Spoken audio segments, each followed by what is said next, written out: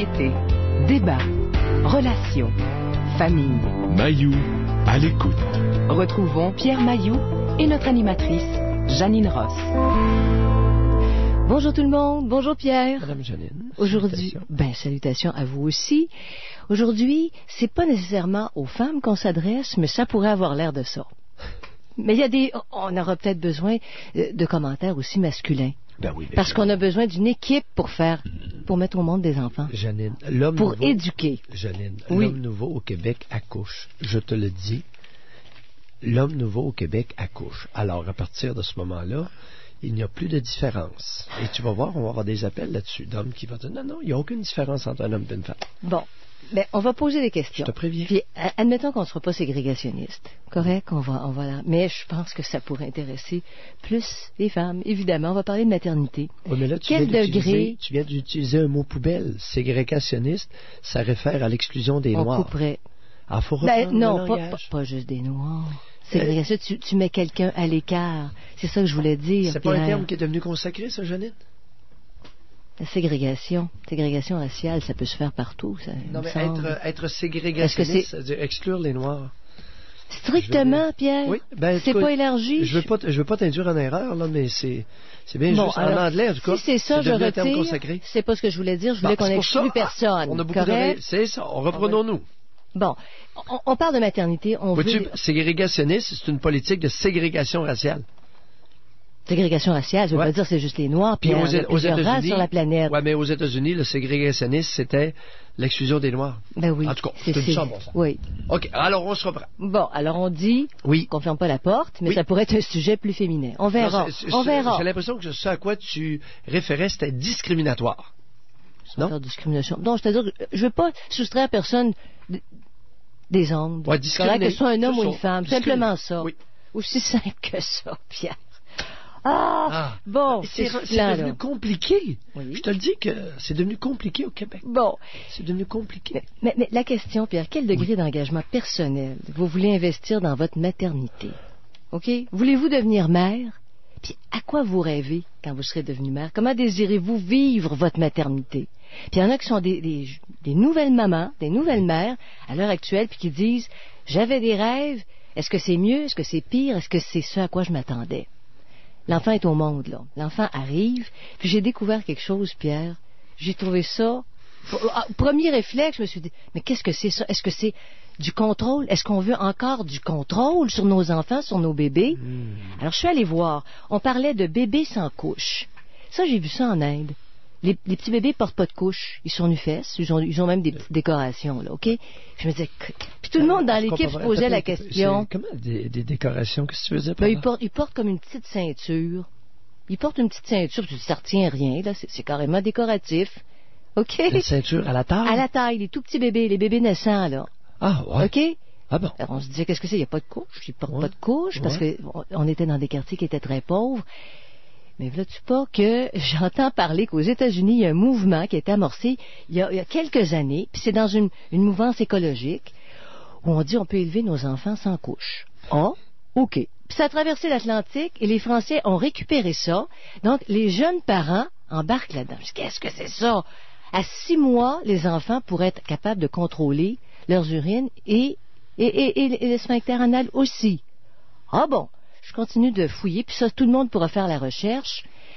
Mais finalement, ce que ça sous-entend, Pierre, c'est comme l'allaitement à 100%. C'est qu'ils font le parallèle. L'allaitement, la mère, elle est sensible au premier son de la faim, le signe de la faim. Elle le reconnaît chez son enfant, puis elle lui donne le sein. Alors, tu n'as pas besoin d'un discours, tu n'as pas besoin de parler. La mère, elle sait quand l'enfant a faim. Mais ce serait la même chose pour les excrétions. C'est-à-dire que la mère est très attentive, puis il y aurait des signes, puis ça, je ne l'ai pas vécu, puis j'ai pas été attentive à ça. Je tenterais l'expérience. Si c'était à recommencer, là, j'irais à fond. Je fouillerais tout ce que je peux fouiller pour essayer ça. Parce que ça sous-entend qu'il y a une grande communication qui s'établit, un grand lien entre le bébé, le poupon et la mère. Il y a un signe, il va faire pipi, la mère, elle le sait, elle le prend dans ses bras. Ce que j'ai lu, en tout cas, tu le prends sécuritairement, puis tu décides, bon, c'est un petit pot ou je sais pas quoi dans la toilette. Jamais l'enfant est lâché par la mère. Il fait ses petits pupis, puis ça vient de s'éteindre, et ses petits besoins. Et à 6 mois, ça a l'air qu'ils contrôleraient. Ils n'ont pas de couche. C'est confortable, il n'y a pas l'humidité. Puis au niveau écologique, c'est sûr que là, ils sortent des chiffres là, sur les sites, c'est des tonnes de couches. Des tonnes, les couches jetables, même les couches lavables, c'est déjà moins une offense écologique, mais ça a l'air qu'on pourrait.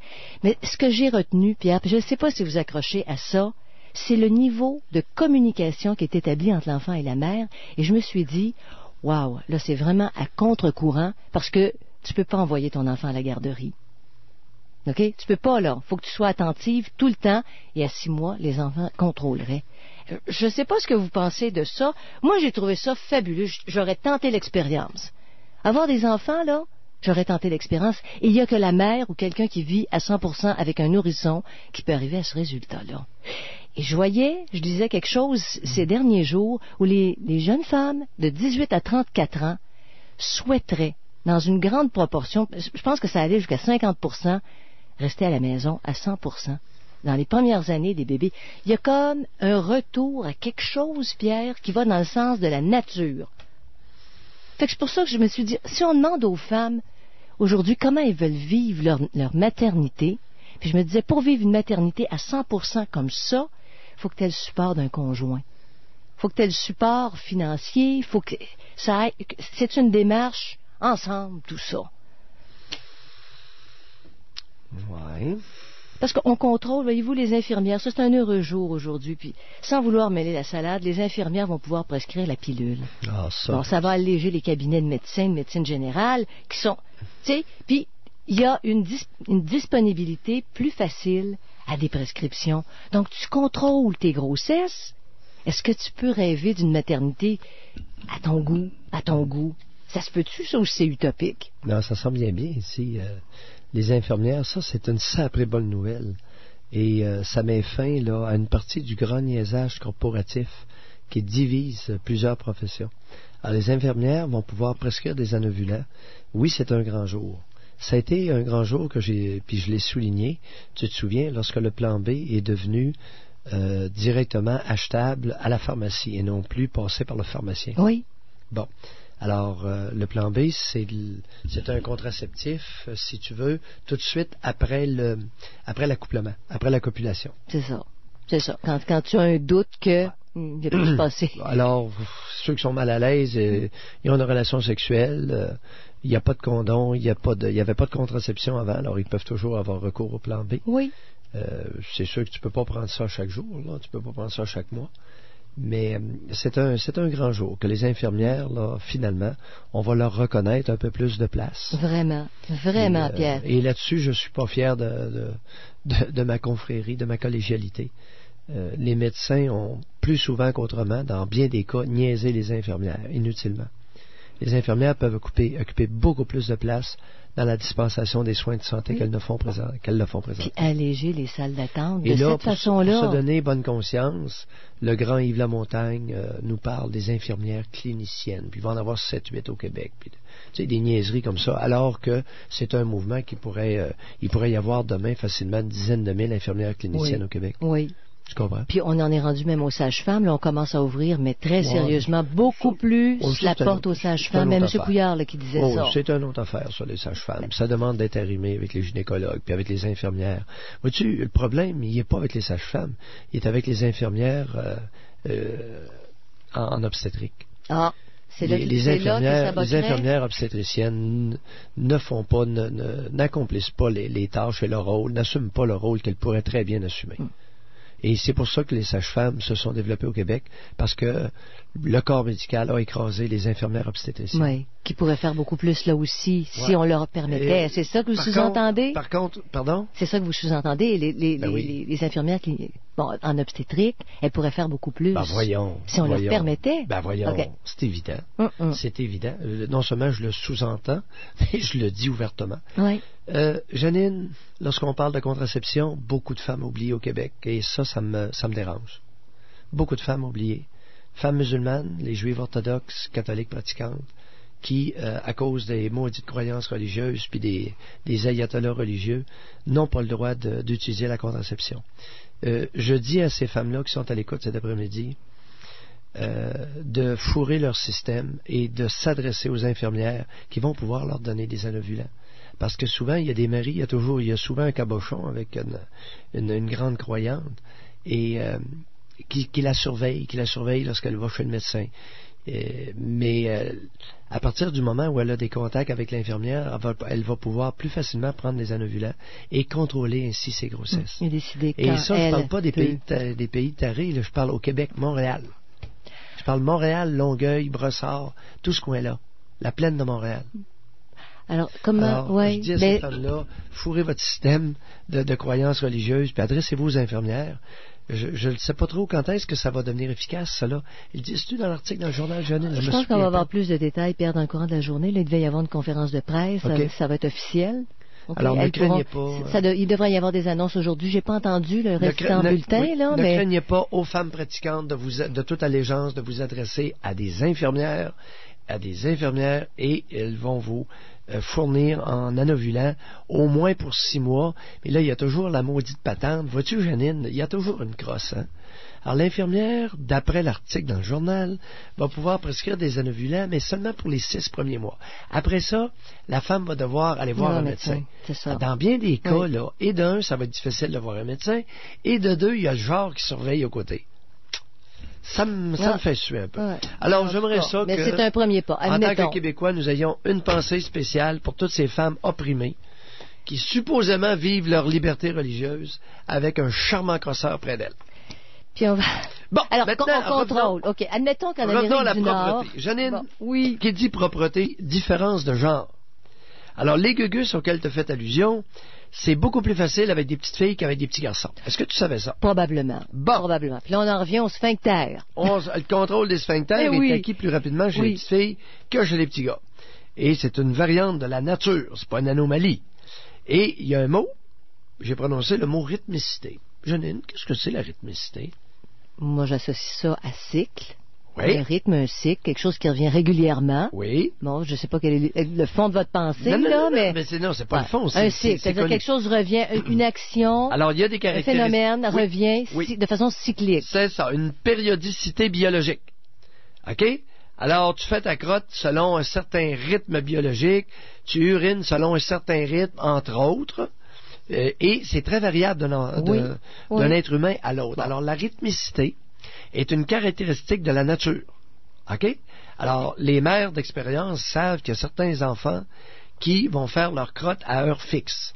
Puis après l'allaitement, tu allaites souvent, il y a des après, suivant les bébés, tu dis, oups, il y a des chances que dans la demi-heure qui suivent, et même avant, bon, alors que tu es plus attentif. Certains, c'est beaucoup plus précis que ça. Oui. Alors, ils ne défectent pas n'importe quand, ils ont vraiment une...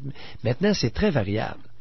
Et ma crainte face à ce que tu as mentionné, évidemment, ce sont des habitudes d'élevage de bébés qui nous viennent des pays sous-développés. Bon, maintenant, ce n'est pas parce qu'un pays est sous-développé que tout ce qu'il fait n'est pas correct.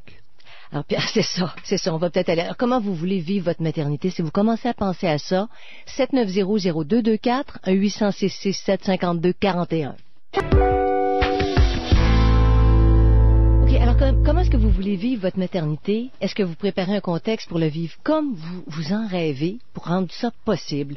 Ou si vous avez accouché de votre enfant, puis après, ça n'a pas été, mais pas du tout comme vous l'aviez imaginé. 790-0224, 1-800-667-5241.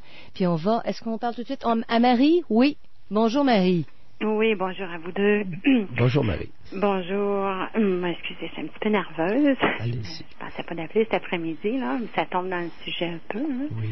Un peu beaucoup. Moi, je m'attendais pas du tout de vivre des grandes inquiétudes. J'ai passé une belle maternité, ça a bien été. Je suis restée à la maison avec ma petite fille. Et puis, bon, son développement, au niveau du langage, elle a un retard de langage. On a passé le pédiatre a envoyé Marie-Pierre pour passer des tests à savoir si ça pouvait être un retard de langage dû à peut-être autre chose. Là. Elle a quel âge aujourd'hui, votre petite fille? Elle a exactement pas loin de 4 ans. Là, 4 ans. Où en est-elle dans le développement de son langage? Où en était? On dit, elle a un an de retard. Là. Marie. Elle a dit, elle me fait maintenant des phrases de 6-7 mots, là. Ça va quand même bien, elle fait des beaux progrès. Oui. Des phrases de 6-7 mots. Oui. Est-ce que la phrase est bien construite? Des fois oui, des fois non. Donnez-nous des exemples là, de phrases qui reviennent le plus souvent, là. Je veux pas m'habiller, je veux pas prendre de bain. C'est souvent négatif. Est-ce qu'elle utilise le je? Le je, non, pas très. Elle utilise peu le je? Peu le je. Ou pas du tout? Très peu. Est-ce qu'il y a quelqu'un qui vous a posé cette question-là, si votre enfant utilisait le je? Non. Parce qu'elle est suivie vous savez, en Marie, orthophéniste présentement. Vous savez, Marie, je vous signale que je suis radié du Collège des médecins. Et là, vous avez un enfant de 4 ans qui a un trouble de langage et il n'y a personne qui vous a demandé est-ce que votre enfant, madame, utilise le je? C'est pas pire, pareil, pour un radié. Hein? Elle aurait conscience, normalement, à 4 ans, de son existence. C'est ça, là, que vous faites remarquer. Non, c'est pas ça. C'est qu'il n'y a personne. Écoute, elle est inquiète. Un enfant de 4 ans qui... qu'elle utilise peu. Là, elle l'utilise. Je ne dis pas qu'elle ne l'utilise pas. Rarement. Comme je veux du jus. Ce que je veux, là. Ouais. Oui. Je veux, là. Elle l'utilise, là, mais c'est pas dans toutes les phrases, là. Dans bien les phrases, le jeu est escamoté.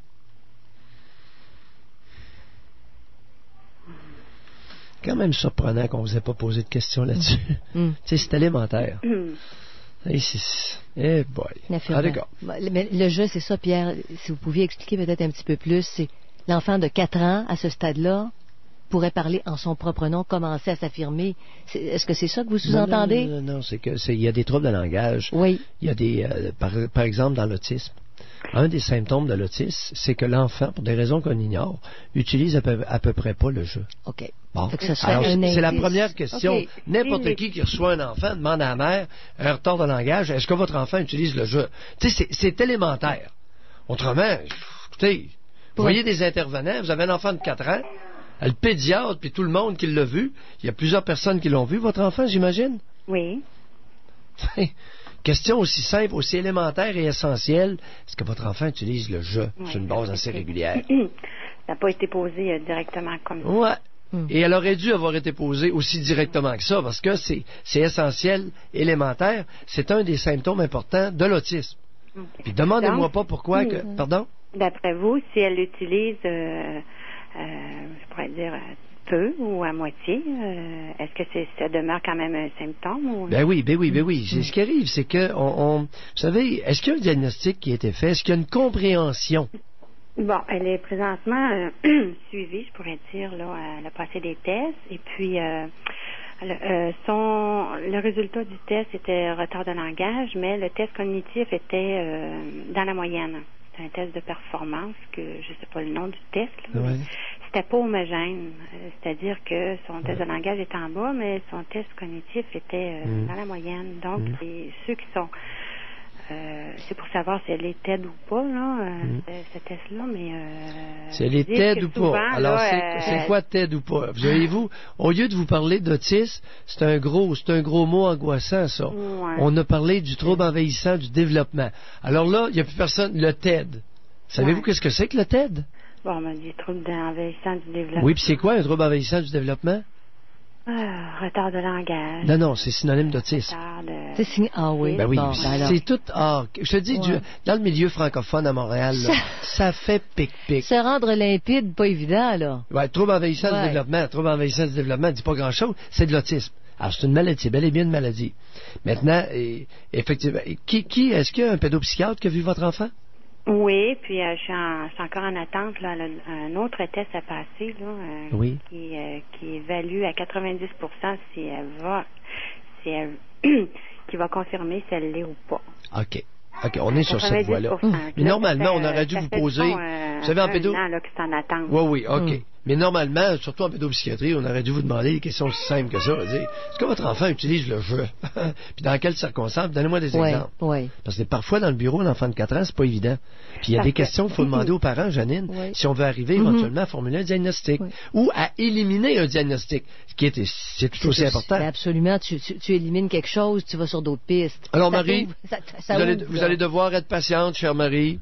Effectivement, c'est une grande crainte lorsqu'un enfant ne se développe pas de façon homogène dans les différentes sphères qu'il a à se développer. Par exemple, au niveau de la motricité, langage, socialisation, autonomie, ces choses-là, les différentes sphères de développement, lorsque ça ne se développe pas de façon homogène, c'est toujours un peu inquiétant et votre inquiétude est légitime. Puis là, c'est suivi, c'est ça. Là, ça suit le cours. Il y aura un autre rendez-vous, puis tout ça. Alors, bonne chance, Marie. Okay. Bye, Marie. Tout ça pour dire que c'est peut-être pas la maternité dont elle aurait rêvé, mais bon, c'est ça. Ça peut mal tourner. C'est ça. Alors, est-ce que vous voulez devenir mère? Est-ce que vous vous imaginez dans un rôle de mère d'une certaine façon, parce que vous vous donnez le contexte pour vivre votre maternité comme ça vous tente, au maximum ou d'une autre façon? 7900224 1-806-67-52-41. Tous les chiffres nous le disent, Pierre, on vit un bébé boom au Québec. Et puis moi, aujourd'hui, là, on demande à nos auditrices comment vous voulez vivre votre maternité. À quoi vous vous attendiez? Est-ce que c'est ce que vous vivez? Puis vous avez des espoirs en ce sens. Puis Pierre, est-ce que je peux me permettre de lire quelque chose? Bien, évidemment. Qui est extraordinaire. C'était... Quel excès de politesse! Ah, non, c'est parce que je trouve ça touchant. C'est long de lire quelque chose, peut-être. Là. Ah, Janine, c'est Julie Snyder. Les nerfs, on n'est pas pressé. Alors, les nerfs, on y va. Les nerfs, on se calme, puis on t'écoute, Janine. Bon, c'est Julie Snyder qui écrivait ça. J'ai gardé ça depuis. Elle a été marraine, de la Semaine mondiale de l'allaitement. Oui. Puis elle écrivait ceci. Ouais. Elle dit, je m'abandonnais à ce petit être qui m'apprenait à ne plus essayer de tout contrôler. Il dépendait de moi pour se nourrir, grandir et se réconforter. Je dépendais également de lui, de son appétit, de son rythme, de son sommeil. Je tissais petit à petit un lien bien plus fort que le cordon que l'on venait de couper. Après avoir donné la vie, je la nourrissais. Beaucoup de femmes n'ont pu atteindre cet état de grâce car elles n'étaient pas bien informées et lorsqu'elles traversaient des difficultés, elles n'étaient pas épaulées, conseillées et encouragées.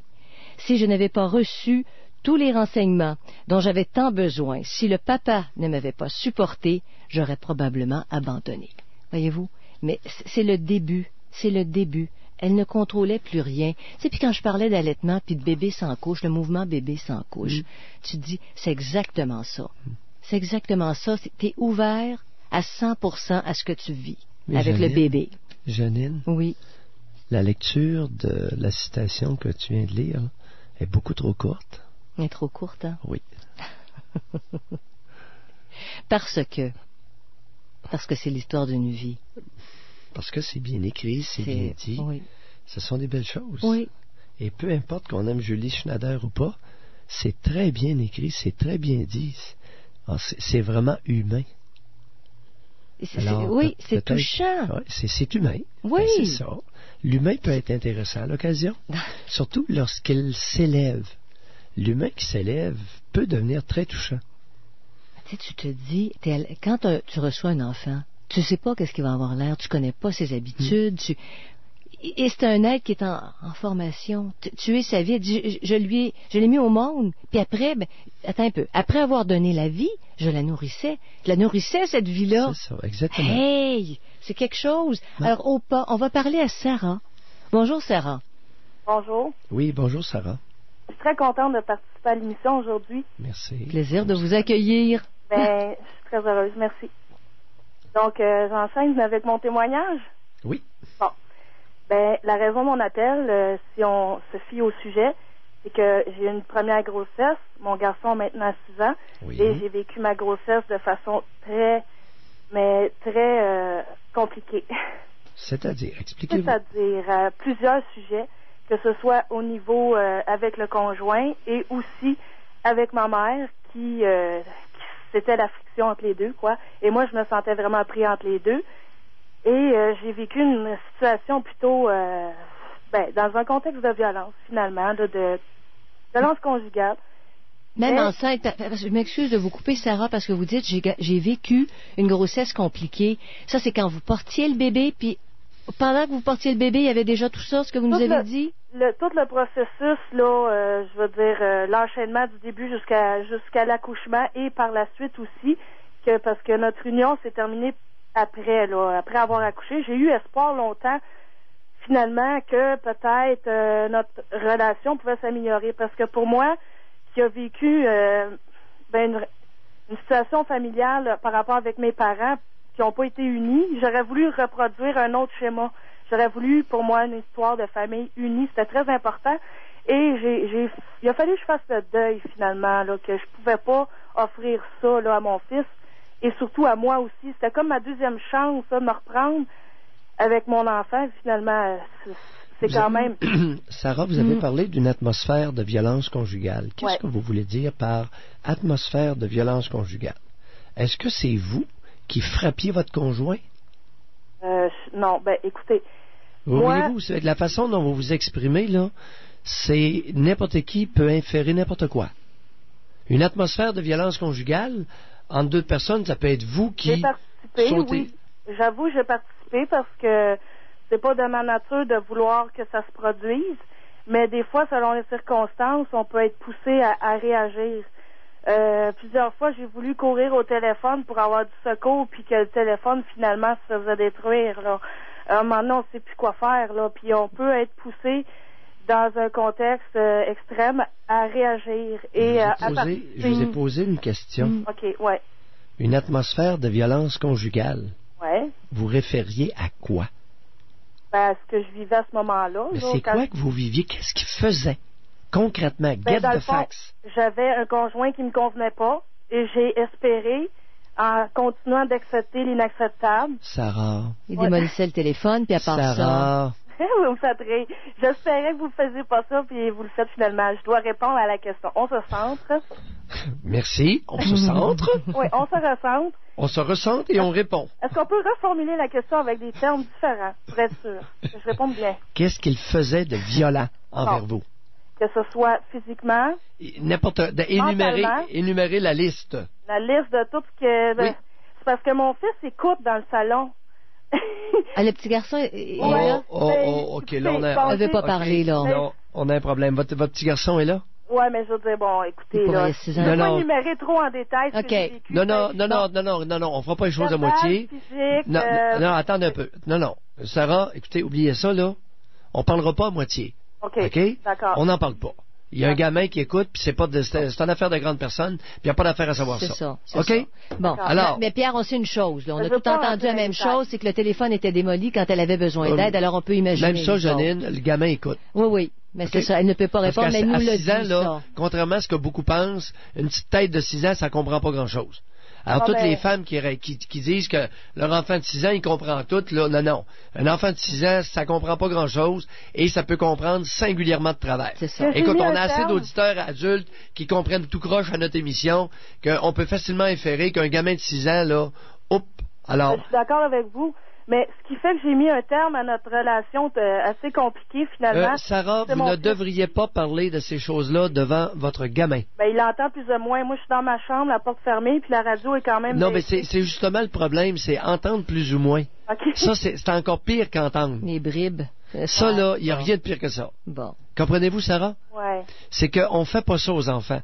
Oui, il va en avoir compris juste un petit bout. Non. Ça va être pire, parce que dans sa tête, là, il va élaborer un scénario. Est-ce qu'on peut parler de maternité quand même, Pierre, dans ce ou contexte-là, si on est mieux de laisser tomber? J'aime pas ça. Moi, les discussions d'adultes devant des tout-petits, là, jaillissent ça. Mais c'est parce que je voulais en venir à ce que je vis aujourd'hui. Je voulais pas m'accrocher au passé, je voulais juste faire l'introduction. Parce que, dans le fond, la raison pourquoi j'appelle, c'est plus par rapport à ce que je vis aujourd'hui. J'ai une fréquentation, finalement, qui est plus ou moins sérieuse et pas vraiment stable. Mais la personne insiste, par égoïsme, de vouloir me faire un enfant à un point tel qu'il a déjà eu envie et a déjà fait d'enlever la capote pendant l'acte d'une façon... C'est un show, Sarah, je vous fais un show. Sarah, c'est le Grand Québec. C'est cette nation. Quel âge avez-vous, Sarah? Non, mais je m'assume, Pierre. Écoutez, Oh, oui, Faut non, prendre la Sarah. pilule. même devant mon fils, je m'assume. Oui, oui. Désolée. Sarah, vous avez quel âge, Sarah? J'ai 28 ans. 28? Oui, j'espère pas vous décevoir, mais Non, bon. non, non. Et l'homme en Oui. question, à quel âge, Sarah? Il a 28 ans aussi. Type de votre âge? Puis là, il est parti sur le kick qui veut vous engrosser, là? Oui, mais moi, écoutez, c'est très clair. Comme j'essaie d'expliquer, c'est clair que moi, je ne veux pas reproduire le même schéma. Sarah, Ouais. il n'y a rien à expliquer. Le type, Mais non, c'est ça. si l'individu se montre irrespectueux, bye Charlie, il y en a d'autres. Oui, oui. Vous savez, des gars comme ça, là, il y en a plein au Québec, OK? Êtes-vous capable de le faire, Sarah? Justement, ça travaille fort pour ça, là. Allez, bye Sarah. Puis entre-temps, la pilule? Entre-temps, oui, la je pilule? prends, je la prends. Ah oui, ça. Non, mais quel... Sautez-en pas une. Puis là, le dit, je vais vous dire que le PQ voulait faire de ça une nation. Oh. J'en reviens pas. Hein, Sarah? c'est un On lâche pas. insulte. On lâche pas. Ouais, ben, inquiétez-vous pas, puis là, vous non plus, là. Non, non, non, non, pas tout de suite. Je vous suis, puis j'aime bien votre show, fait que lâchez pas. Salut! Bye, Sarah. Bye-bye, Sarah. Bon, alors on parle de maternité Hey, on aujourd'hui. accuse Mayu d'être populiste. Mayu, il est pas populiste. Il est populaire. C'est pas pareil. Populaire. Bon, alors Pierre, Oui. faut qu'on ait des appels si vous êtes populaire de même, là. Ouais. Bon, on parle de maternité aujourd'hui. Ouais. On parle d'un baby boom au Québec. Comment vous voulez vivre votre maternité? Est-ce que vous voulez rester à la maison à 100%? Est-ce que c'est quoi? Comment vous la voyez, cette C'est drôle, maternité-là? hein? Je suis un homme, puis ça Oui. me gosse l'histoire du restage à la maison. Les femmes feront ce qu'elles voudront. Mais c'est ça. Si elles veulent traîner Mais le c'est pour bébé, ça qu'on leur demande aujourd'hui, Pierre, Il y a comment toujours- elles veulent le vivre, comment elles voient ça. ça me gosse un peu, moi, cette histoire-là. C'est drôle, dès qu'il y a quelque chose qui sort, on dirait qu'il y a toujours une petite dentelle, élément de contrôle sur les mères. C'était un Restage scénario. à la maison. C'est un scénario, Pierre, c'est parce que les femmes de 15 à 34, dans 50% des cas, récemment, ont dit qu'elles aimeraient rester à la maison pendant quelques années. Ouais, mais le Bon, restage à la correct? maison, là... Il n'y a pas que ça, là. Restage à la maison avec un enfant, là, après 6 mois, la mère, elle s'ennuie à mourir.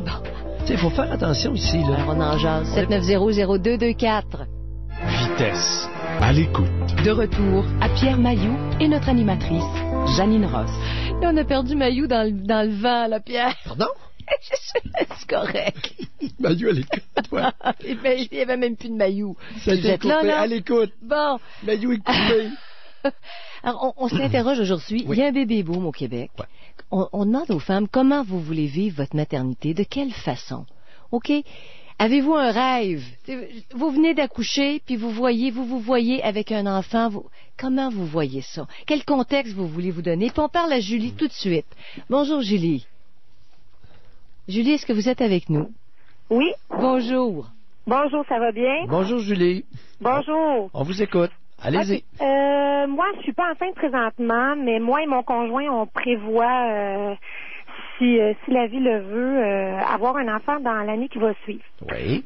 Puis, moi, je vais vous dire honnêtement, j'ai un commerce, puis ça va me permettre de pouvoir rester à la maison. Moi, là, je veux rien savoir de la garderie, des CPE, de courir le matin, aller porter mes enfants à la garderie, courir pour aller les chercher le soir. Je sais que je juge pas les femmes qui font ça parce que je sais qu'il y en a qui ont le choix. Mais moi, si la vie continue à me le permettre comme ça, je veux rester à la maison, je veux passer du temps avec mon enfant, je veux prendre le temps de vivre, pas stressée. J'ai déjà été dans une roue où est-ce qu'il fallait que je me lève le matin, puis j'étais déjà en retard parce que j'avais 1 million d'affaires à faire, puis je suis comme débarquée de ça maintenant. Aujourd'hui, je prends plus le temps de vivre, je prends plus la vie un jour à la fois, tranquillement, dans le calme, puis c'est comme ça que j'envisage ma grossesse. C'est sûr que peut-être que c'est pas comme ça du tout que ça va se passer, mais pour répondre à la question du jour, comment est-ce que je vois ça? Moi, c'est comme ça. Travailler à temps partiel, faire ma comptabilité à la maison, gérer le magasin à partir de la maison, aller 2-3 fois par semaine sur place, mais le reste du temps, c'est moi, je me vois vraiment à la maison, puis c'est ça. Attendez un peu, là. Oui, mais c'est pour ça, Janine, là. Mm-hmm. Vous venez d'introduire plusieurs variables dans Oui. votre discours, Oui. Julie, et ça devient extrêmement intéressant. Vous avez parlé de travailler à temps partiel, faire la comptabilité à la maison, effectuer toutes sortes de tâches. Possiblement, là, vous pourriez rajouter là-dessus à l'occasion, emmener votre gamin avec vous. Quel âge avez-vous, Julie? 29 ans. Bon. Et c'est l'histoire de revenir à un vieux modèle unique pour tous. Soyons prudents. Non, c'est sûr, Pierre. Soyons Puis prudents. Je voulais pas sous-entendre ça tantôt. Je vous disais que c'était un scénario.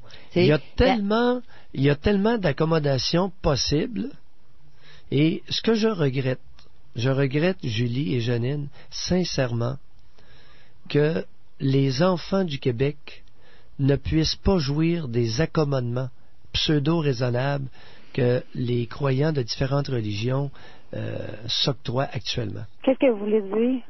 Il n'y a pas, à peu près pas, d'accommodement prévu pour les femmes enceintes au profit de leurs enfants, alors que les adultes croyants se dotent d'un paquet de gugus actuellement, d'ailleurs qui est en train de soulever l'ire d'une partie du Québec.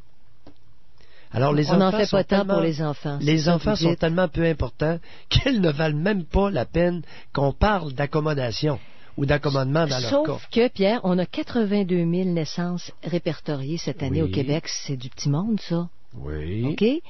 C'est ça. Alors, il faut en tenir compte en quelque part. Il va falloir qu'on en tienne pour. Au lieu de se préoccuper puis de discuter des accommodements pour les religieux, pour les croyants, on devrait être en train de discuter actuellement comment favoriser le lien mère-enfant. Je pense qu'à quelque part aussi, c'est sûr que, bon, moi, que le gouvernement m'aide, qu'il m'aide pas, que ma société m'approuve, qu'elle ne m'approuve pas, je pense que ça demeure quand même un choix personnel. Mm-hmm. Un choix que, regarde, oui, c'est sûr que j'aurai pas la grosse maison, la maison décorée avec le décor mag, la garde-robe taille, tu sais, je veux dire, d'un dernier cri, que j'aurai pas le gros Non, Julie, je vous arrête. Non, je vous arrête. Vous êtes en train d'insinuer que si vous décidez d'avoir 2, 3, 4 gamins, vous allez être plus pauvre que les voisins qui n'ont pas d'enfants? Ben, peut-être. Êtes-vous en train d'insinuer ça? Non. Lorsque vous dites je n'aurai pas l'énumération? Non, c'est que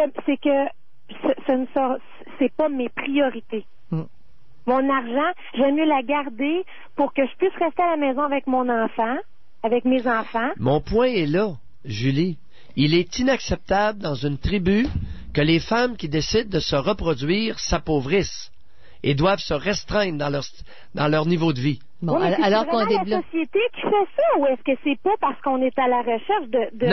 Non, c'est la tribu. C'est la non, tribu. Mais Pierre, comme la Julie... tribu ne voit pas d'un bon œil. Le Québec haït les enfants. Mais comme Julie le mentionne, elle dit, moi, je suis prête, je veux pas une grosse maison, je vais vivre plus modestement, puis ça me manquera pas. Julie, parce que je vais me battre. battre jusqu'à mon dernier souffle, cibole, pour que ceux qui décident, pour que les citoyens qui ont de l'allure, qui décident de se reproduire, ne s'appauvrissent pas dans notre tribu. Je suis d'accord avec vous, puis je suis bien contente si vous continuez à vous battre pour ça, mais le point que je veux amener, c'est que dans mon cercle de fréquentation alentour de moi, j'entends des femmes qui disent « Ah, ben oui, mais tu vas voir, rester à la maison, on veut tout ça, mais c'est difficile, puis tu sais, la première année, tu vas voir, ça coûte cher, tout ça. » Mais c'est parce que je vois ces familles-là aussi se garrocher dans... Ça prend une vanne, parce qu'on a un enfant. Voyons donc, ça prend une vanne. Voyons, un char qui apporte. Ça sera jamais assez. Bon exemple. Ça prend les sorties, puis on veut continuer à aller au cinéma, puis s'acheter du beau linge, parce qu'on est rendu toutes des Barbie. Puis là, c'est sûr qu'à un moment donné, ça marche pas, là. Comprenez-vous qu'est-ce que je veux dire? Oui. Le gouvernement puis notre société, oui, OK, tant mieux s'ils m'aident puis qu'ils m'offrent la possibilité de faire ça, tant mieux. Attendez un peu, Julie, sur ce point-là, parenthèse, gardez votre idée là, parenthèse, c'est que je suis contre les subventions. Alors, ce que je prône, c'est qu'on crisse la paix à ceux, aux parents qui gagnent de l'argent et qui décident d'élever des enfants, qu'on leur laisse leur argent. Alors, je suis contre les subventions, je suis contre l'intervention de l'État, qu'on laisse simplement le salaire à ceux qui travaillent et qui ont des enfants. Avec des impôts, c'est ça, un minimum. Les impôts allégés. Les impôts allégés et à partir du 3e enfant, plus d'impôts du tout sur le revenu. Okay. Alors, je ne veux pas l'intervention du gouvernement, parce qu'on l'a vu avec Pauline Marois, les CPE pour bébés, c'est criminel. Puis c'est pas à la mesure de... Julie est en train de se tisser une maternité à son goût, là. Elle prépare ça d'avance. Oui, mais il y a du jugement, c'est sûr et certain. Il y a du jugement alentour, ça c'est... Ça, c'est dommage. La société au complet n'est pas prête à ça. Merci beaucoup, notre rôle et mon rôle, c'est de vous appuyer. Bye. Mayou, à l'écoute. De retour à Pierre Mayou et notre animatrice. Janine Ross. OK, un baby-boom actuellement au Québec. Comment est-ce que vous voulez vivre votre maternité? Est-ce que vous vous donnez le contexte pour pouvoir vivre votre maternité le plus possible comme vous l'avez imaginé? 790-0224, 1-800-667-5241. On va tout de suite à Marie. Bonjour, Marie. Oui, allô? Oui, bonjour Marie. Oui. Je vous ai déjà appelé il y a 2 ans. Oui. J'ai mon commerce avec mon père à Sherbrooke. Oui. Puis, j'avais ma fille dans ce temps-là. Elle avait 4 mois qu'on a ouvert. Puis maintenant, j'ai ma deuxième fille qui est rendue à 8 mois. Oui. Puis je travaille, je suis encore avec mes 2 filles. Oui. Je travaille encore avec eux autres. C'est sûr que c'est pas toujours drôle à tous les jours. Là. Des fois, ça prend plus de temps que d'autres journées. Là. Attendez un peu, là. Je travaille encore. Vous venez de dire quelque chose, puis j'ai pas compris. Mes filles... Je travaille encore avec elles? Oui, c'est ça. Ben, je travaille. J'ai mon commerce avec mon père. Oui. Puis mes filles sont avec moi. Oui. Puis, Dans le commerce? dans le commerce, avec moi. Alors, OK, expliquez-nous ça. Expliquez-nous, parce que les auditeurs, là, c'est un accommodement ou une alternative. Alors, expliquez-vous, comment vous faites ça? Ben, j'ai ma fille, elle a ses jouets, ma plus grande, là. Oui. Elle a ses jouets, sa télé, toutes ces choses. Puis l'autre, elle a 8 mois, elle a son parc. Puis je travaille avec eux. Puis Et qu'est-ce que vous faites, Marie? j'ai une boulangerie avec mon père. Une boulangerie. Fait qu'ils sont en arrière du comptoir, les petites, là, puis Oui, c'est ça. pas loin, vous les avez à l'œil tout le temps, vous pouvez leur parler tout le temps. Oui. Je les ai toujours avec moi. Puis Marie, vous avez quel âge? 22 ans. Vous me faites plaisir cet après-midi. Vous savez, c'est très simple de venir me chercher. Il s'agit de me faire une belle démonstration d'un lien mère-enfant. Et je serai toujours touché. Ben c'est ça. Moi, je verrais pas envoyer mes enfants à la garderie là. C'est clair pour moi que. C'est ça que je disais, Janine. Restreindre les femmes à la maison. Non. Voyons, il y en a beaucoup qui vont s'emmerder royalement Ben, avec c'est un ça. bébé. Voyons. C'est ça que je trouvais moi aussi. Parce que dans le fond, autrefois, par exemple en milieu rural, Pierre, les femmes mettaient la main à la pâte, puis il fallait recommencer la routine rapidement. Elles travaillaient. C'est un peu comme Marie le fait, là. Voyons, c'est la même chose. Les enfants étaient dans leur jupe, ça tournait autour, ça gazouillait, puis... Quand j'ai Oui. accouché de ma deuxième fille, j'ai commencé à avoir des contractions le mardi. Oui. Le mercredi, à 4 heures l'après-midi, j'ai accouché de la deuxième. Oui. Puis le vendredi, mais c'était une grosse journée. Fait que j'ai été retravailler le vendredi. J'ai eu le samedi, dimanche de congé. Puis lundi, j'ai commencé mes semaines. Puis j'ai pas arrêté depuis ce temps-là. Puis vous êtes en forme? Oui, je suis en Oui. forme. Je me sens bien. Puis j'aurais pas pu lâcher d'un sens. Ça aurait été possible à la limite, mais je voulais retourner, puis je m'aurais emmerdée. Chez nous, à 2 enfants, pour avoir mon commerce, travailler à l'extérieur, je serais restée à la maison, probablement. Mais... Parce que vous aimez ce que vous faites. Oui, continuez votre phrase, mais... mais comme j'ai mon entreprise à moi, puis... Non, mais je me serais emmerdé. Je me serais emmerdée. À la maison, peut-être je me serais emmerdée, oui. Bah. Mais Le monde, les êtres humains ne sont pas un groupe uniforme. Et soyons évolués au point d'être facilitateurs pour différentes formules. Marie, c'est pas tout le monde qui veut de votre formule, mais vous en voulez de votre formule. Cibole, c'est mon rôle à moi de vous faciliter l'existence pour que vous puissiez vivre votre formule. Puis le pire, Pierre, j'ai l'impression que Marie, elle doit avoir un impact sur les clients. Les clientes qui entrent, hein? C'est possible. Elle le vit de même. Donc, moi aussi, peut-être, je pourrais faire quelque chose de similaire ou d'original. Il y a des clients qui disent t'es chanteuse parce que moi, je pourrais pas. Une infirmière, Marie, par exemple, peut pas apporter. Pardon? Une infirmière pourrait pas apporter son Une enfant. infirmière pourrait très bien amener le gamin en garderie en milieu de travail, dans un hôpital. C'est ça. Moi, je trouve ça plate. Au-dessus, je sais. Il y a des hôpitaux. Il y a certains hôpitaux qui ont des garderies en milieu de travail.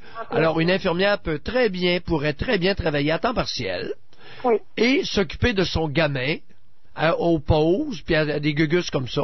On pourrait très bien lui faire un petit horaire allégé à notre infirmière qui est jeune mère. Hein, Marie? Si on s'enlevait si les bonnes femmes s'enlevaient les doigts dans le nez, elles ne pourraient pas accommoder l'infirmière qui a un très jeune enfant? Oui. Dire, écoute, viens travailler, on te fait un horaire allégé, tac, tac, tac.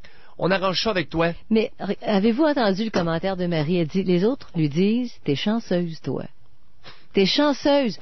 Mais elle elle a chance? de l'imagination, Marie. Elle est où la chance là-dedans? Elle est où la chance? Les niaiseux qui vous disent que vous avez... Hey, quelle chance que Marie a?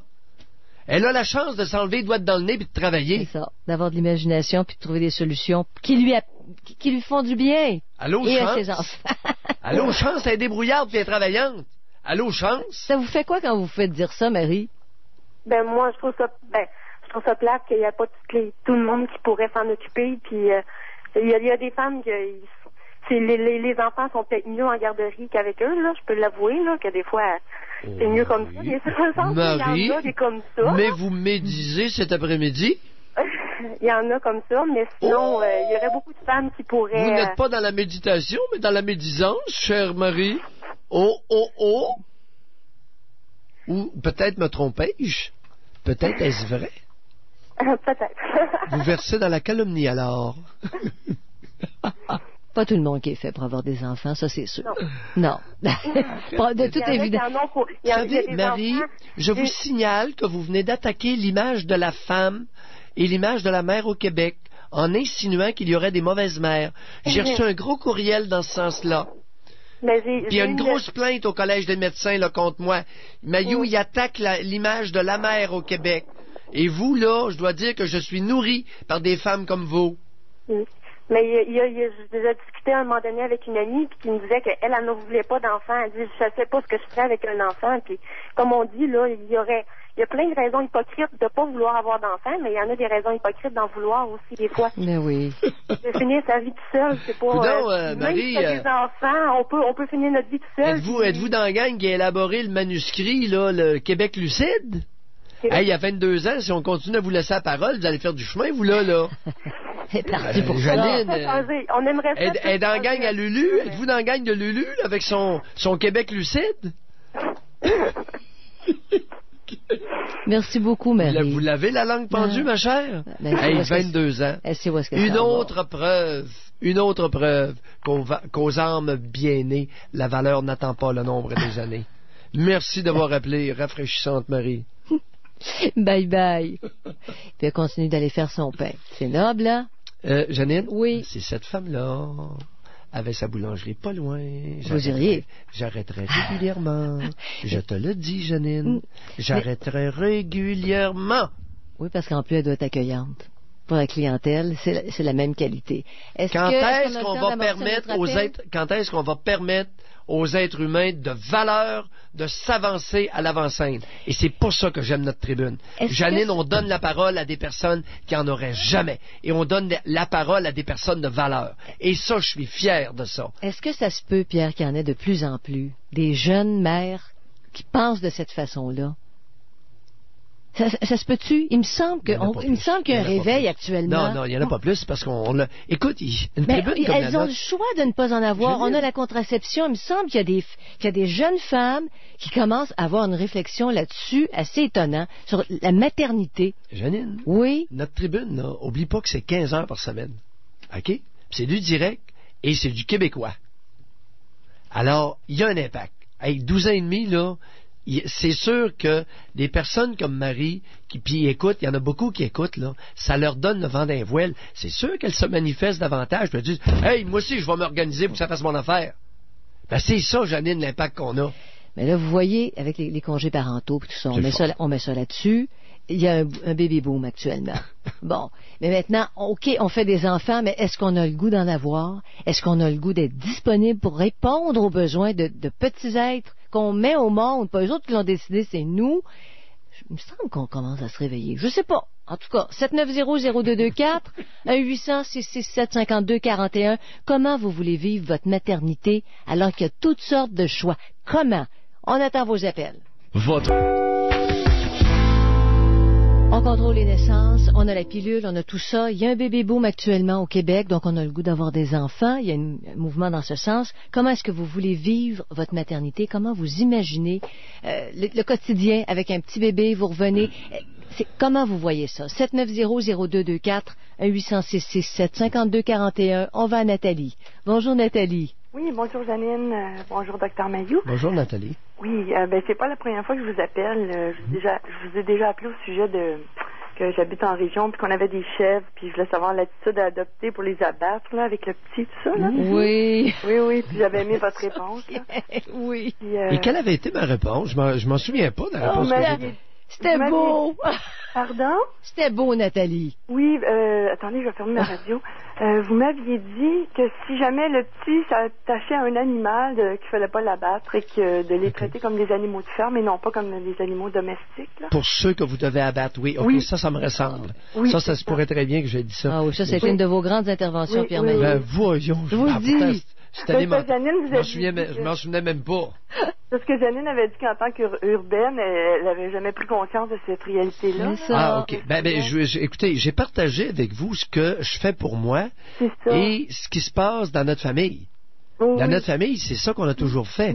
On fait attention de ne pas établir de lien particulier avec les animaux qu'on doit abattre. C'est ça. Parce qu'autrement, ça nous fait de la peine. Puis même moi, si je m'attache à certaines, je tue des oies, des cailles, des lapins, des choses comme ça.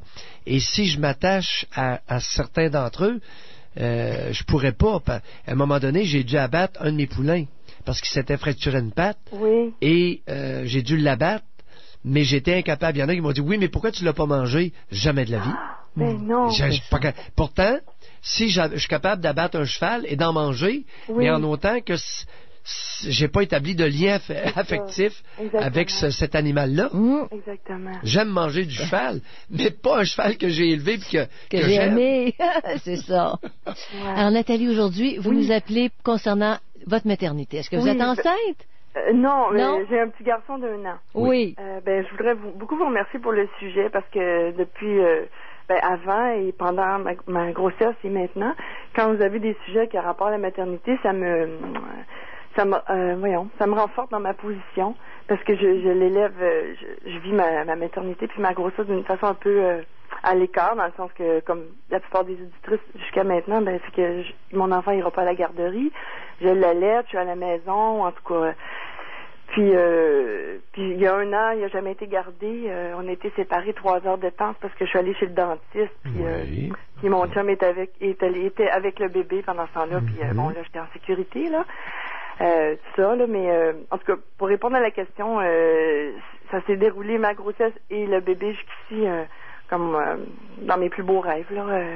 Ça s'est bien passé, j'avais vraiment tout planifié, là, financièrement, au pouce carré, là. Oui. Puis j'ai eu, comme je désirais, un bébé en santé, intelligent, plein de vie, tout ça. Alors, je l'allaitement s'est bien déroulé. Puis, tantôt, justement, quand Janine a lu le petit mot de Julie Schneider, là, Oui. je l'avais déjà lu, ce mot-là, puis C'est j'ai eu beau, la hein? même réaction que quand je l'ai lu. Je suis née les larmes aux yeux. C'est tellement ça, là. Ouais. C'est tellement ça que je vis. C'est comme... quand j'ai su que j'étais enceinte, c'était désiré, là, mais j'avais l'impression de faire un saut en bungee, là, tu sais, je savais pas dans quoi je me lançais, mais mon Dieu, je le regrette pas, là, c'est tellement merveilleux. C'est votre premier? Oui. C'est votre premier bébé. Oui. Mm. Puis c'est ça, puis j'aime ça aussi, c'est pas arrivé souvent, mais souvent, Dr Mayou, vous avez parlé de l'instinct maternel, là. Ça, quand vous parlez de ça, là, moi, là, je serais pas au bout, là, on n'en parle tellement pas de ça, là. Même des féministes qui vont dire que c'est un mythe, là, l'instinct maternel. Il faut pas avoir porté d'enfant pour dire ça. Ben, c'est pas Que un c'est un mythe.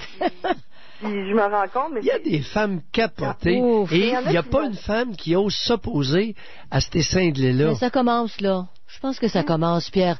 Écoute, c'est Pas un des ouvertement. grands rôles. Non, pas C'est- ouvertement, Janine. Oh. Non, Ben- non, dans les discussions de salon, mais pas sur la place publique. Je suis le seul qui affronte là, des têtes folles. parce que je pense qu'au lieu d'admettre qu'ils l'ont pas, l'instinct maternel, ils vont dire que ça n'existe pas. tu sais. Merci, Nathalie. Quel âge avez-vous?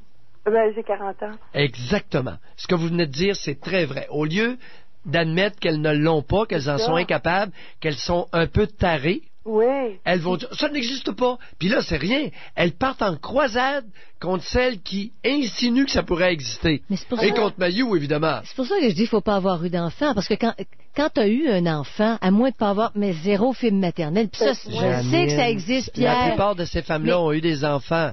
C'est moi. L'instinct maternel chez les animaux n'est pas automatique. Non. Diffère beaucoup d'une bête à l'autre. Diffère beaucoup d'une femme à l'autre. Les humains sont des animaux. Mais pourquoi est-ce qu'on Surtout retient... dans leur cycle reproducteur. Mesdames, vous avez le même cycle que les vaches. Voyons, vous avez le même cycle que... vous avez 12... et vous ne fonctionnez pas selon le calendrier, mais selon la lune. Et la plupart des femmes ont 14-15 cycles dans l'année, et non pas 12. Mais pourquoi on retient ce discours-là exclusivement, Pierre? Pourquoi est-ce qu'on retient ce discours-là exclusivement? C'est là que je comprends pas. Pourquoi on rit des mères? Pourquoi on rit des mères? Parce que... Moi, quand j'ai eu mon bébé, là, j'avais... Je sais pas. C'est ça. Parce que je ne sais pas. Pourquoi, tu sais, une femme comme Nathalie pourrait pas avoir, tu sais, son discours aussi bien reçu? Ouais, allez-y. Parce que des femmes comme Nathalie, des femmes comme Marie, tout à l'heure, 22 ans, vous faites chier un gros pourcentage de femmes. Bon, c'est ça la réponse, Janine. C'est pas élégant ce que je viens de dire, c'est une réalité. Alors dites-moi pas de me taire, dites-moi que c'est faux ce que je viens de dire. Mais en tout cas, faut pas vous taire parce que moi, je vais vous dire, quand j'ai eu mon bébé, là, les 3 premiers mois, j'avais des réactions que je pensais que c'était de la névrose de ma part, que j'étais trop inquiéteuse, puis tout ça. Quand je me comparais aux autres, puis quand je vous ai entendu parler de l'instinct maternel, ben, j'ai dit non, c'est pas j'ai l'instinct maternel fort, c'est pas de la névrose, que je veux pas le faire garder, puis que je veux pas... J'étais incapable d'être séparée de mon bébé, là. J'avais de mal au C'est de valeur que le grand Yves de la Montagne ne vous écoute pas cet après-midi. Je pense j'espère que Verbatim qui m'a spionné, là, envoyez donc je vous demande d'avoir l'honnêteté, d'envoyer l'enregistrement de ce que Nathalie est en train de dire à Yves Lamontagne direct sur son bureau demain après-midi. Ouais. Parce qu'il est psychiatre, le grand Yves Lamontagne, le président du collège. Ouais, et ce serait important qu'il entende ça. Exactement. Il y a une femme qui a écouté notre tribune, puis elle croyait, elle aurait cru, elle aurait pu développer la conviction qu'elle était névrosée, alors que elle était simplement, elle vivait les manifestations d'un instinct maternel plus fort que chez une autre femme. Monsieur pas, tu sais, c'est considéré pas normal ce qu'elle dit là, Janine. Mais non, mais c'est considéré comme pas normal, puis c'est vrai que c'est la première fois que c'est articulé comme ça. Mais Pierre, ça fait 30 ans, 35 ans qu'on se le fait dire. Tu viens d'accoucher, tu mets ton bébé au sein, puis l'infirmière te dit... Mais là, accélérez, cet enfant-là pourra jamais marcher dans le système. Il vient de sortir du ventre, bravo. Puis, non, c'est ça, comme à l'hôpital, là, quand ils venaient le chercher, mettons, pour une prise de sang ou pour le peser, je me disais, je vais me lever, puis je vais aller vous le porter, tu sais. Il n'était pas question qu'elle parte avec mon bébé. Puis là, elle prenait la prise de sang, puis je restais là, puis j'attendais, puis là, on me disait, vous voulez vraiment voir ça? Je dis, ben là, oui, tu sais, c'est mon bébé, je vais être là, puis dès que t'as fini, tu me le redonnes, je le replogue au sein, là, puis that's it. Puis c'est ça, c'est comme je passais pour une folle, tu sais, genre comme qui veut pas. Non, j'espère que le grand psychiatre Yves Lamontagne va recevoir via Verbatim votre témoignage. Vous savez, c'est des témoignages comme le vôtre et comme Marie qui vont faire en sorte que je vais continuer à me battre contre une machine parce que vous en valez la peine. Ouais, puis justement, vous dites souvent une autre affaire, puis que je me dis c'est dommage que ça vienne de la bouche d'un homme, tu sais. Mais c'est vrai, je me dis, Caroline. Oui, vous avez raison, et ça, je le prends. C'est plate que ça prenne moi. Oui. Ça prenne un homme pour dire des choses comme ça. Oui, je le déplore. C'est triste. Je suis d'accord avec vous là-dessus. C'est triste à mourir. C'est triste à chier. Mais la rébellion, Pierre, elle se passe dans les maisons. C'est quand une femme fait comme Nathalie, puis comme Marie tantôt, puis trouve une manière d'établir un lien qui a de l'allure. Tu sais, dans un mode de vie où elle peut être proche de ses enfants parce qu'elle le veut. Ça, c'est de la rébellion silencieuse, puis ça aussi, ça fait son chemin. Puis ne pas se laisser impressionner. Janine, la rébellion silencieuse... Rester imperméable ça prend à ce qui convient pas. Puis ça vaut ce que ça vaut, puis Gandhi l'a essayé, puis c'est bien mitigé comme patente. Ils ont fait sortir les Britanniques. Ouf, ouais, ils sont sortis des Indes. Ouais, mais là, regarde, là, ils sont pognés avec le Pakistan, puis sont sur le bord de se faire sauter avec des bombes atomiques. Ça, c'est bien mitigé, non, mais cette histoire-là. Ce que je veux dire simplement, Nathalie, vous avez l'autonomie, vous vivez ce que vous voulez vivre, puis il faut rester hermétique quand on est à contre-courant, il faut rester hermétique, Nathalie, Janine, je ne veux pas te contredire, mais Nathalie, la rébellion silencieuse, ça fait-tu votre affaire? Non, parce que justement, une fois, j'ai encore à votre tribune que j'écoute souvent, c'est ça. Moi, là, pour arriver financièrement, là, quand mon enfant va avoir 18 mois, je vais commencer à garder des enfants chez moi. Oui. Bon. Le gouvernement, si je m'inscris dans une garderie là, gérée par l'État, là, en milieu familial, on va me donner par enfant que je vais garder 27$ par jour. Oui. Mais pour le mien, rien. Oui. Mais là, moi, là, j'aurais envie de partir un parti, là, une association des mères qui veulent réclamer ces montants d'argent-là. Nathalie, faites-le, cibole. La maudite rébellion silencieuse, je l'ai de travers dans le canal anal. Elle pourra plus M'avez-vous s'occuper compris? Pierre. Si elle part dans des grandes batailles, elle pourra plus s'occuper de son bébé. Non. Nathalie, j'ai pratiqué la psychiatrie. J'étais un des psychiatres les mieux payés de la province de Québec dans les années 80. Puis on avait 3 enfants à la maison, puis ils n'ont jamais été négligés. À tous les soirs, ils venaient s'asseoir sur mes genoux à 6h30 pendant 5-10 minutes pendant que je soupais. Avec Nathalie, on lâche pas. Rébellion silencieuse, dans le canal anal. Bon, ça y est, on est rendu, bon, correct. Ça en prend pour se battre. Mais c'est quoi qu'il faut faire? C'est une association, un parti politique? Oui, ou une association, vous avez raison. Partez un mouvement sur Internet. Et puis Internet, à cette heure, ça marche, hein? Ça marche vite. Il était le premier à dire quelque chose dans ce sens-là. Oui. De donner l'argent aux parents. Oui, il a raison, Mario, là-dessus. Il faut donner raison, quel que soit le parti. Quand quelqu'un a raison, il a raison. Mais les garderies, là, c'est une vraie mafia, ça, là. Eux autres, ils veulent pas que l'argent aille... Mario Dumont, là, il a perdu sa campagne, là, en partie à cause des garderies. Non, il a perdu sa campagne parce que son secrétaire avait des antécédents criminels de détournement de fonds. Ah oui? Rappelons-nous de l'histoire. Mais en tout cas, et corrigez-moi, chers auditeurs, si j'ai tort. Mais il y a plein de gens qui lui faisaient une campagne de salissage, là, genre... Non, il a manqué de jugement. Il a engagé comme secrétaire trésorier un individu, si ma mémoire est bonne, un homme qui avait des antécédents criminels de détournement, de fraude. C'est dommage parce qu'il y a même... Alors, corrigez-moi, chers auditeurs, là, si j'ai un trouble de mémoire là-dessus. Nathalie, un gros merci. Oui. Bye. On brasse la canisse, Janine. Bon, alors comment vous voulez vivre votre maternité? Rébellion silencieuse, terminée, Janine. Bon, alors il est contre. Mais moi, je me dis, tu commences à agir chez vous. Oui. Moi, c'est ma philosophie. Oui, mais pas une rébellion silencieuse. Mais après, tu tiens ta position. Gandhi, là, je suis pas sûr que... Alors, 790-0224, 1-800-667-5241. Tous les...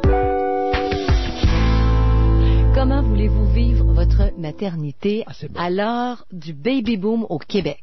Yes, sir. On veut des enfants. Est-ce qu'on va au moins pouvoir vivre nos maternités comme on le veut? OK? Janine, oui. Sais-tu, je suis en train de réaliser, sais-tu qu'est-ce qu'on est en train de faire? On est en train de permettre à des bons éléments de s'affirmer, comme la population d'Hérouville vient de le faire. Alors on continue, ils se sont Pierre. affirmés, et là, c'était pas dans le plan de match, là, dans ce sens-là, mais je suis en train de réaliser que des femmes de valeur, avec des belles fibres, s'expriment et s'affirment.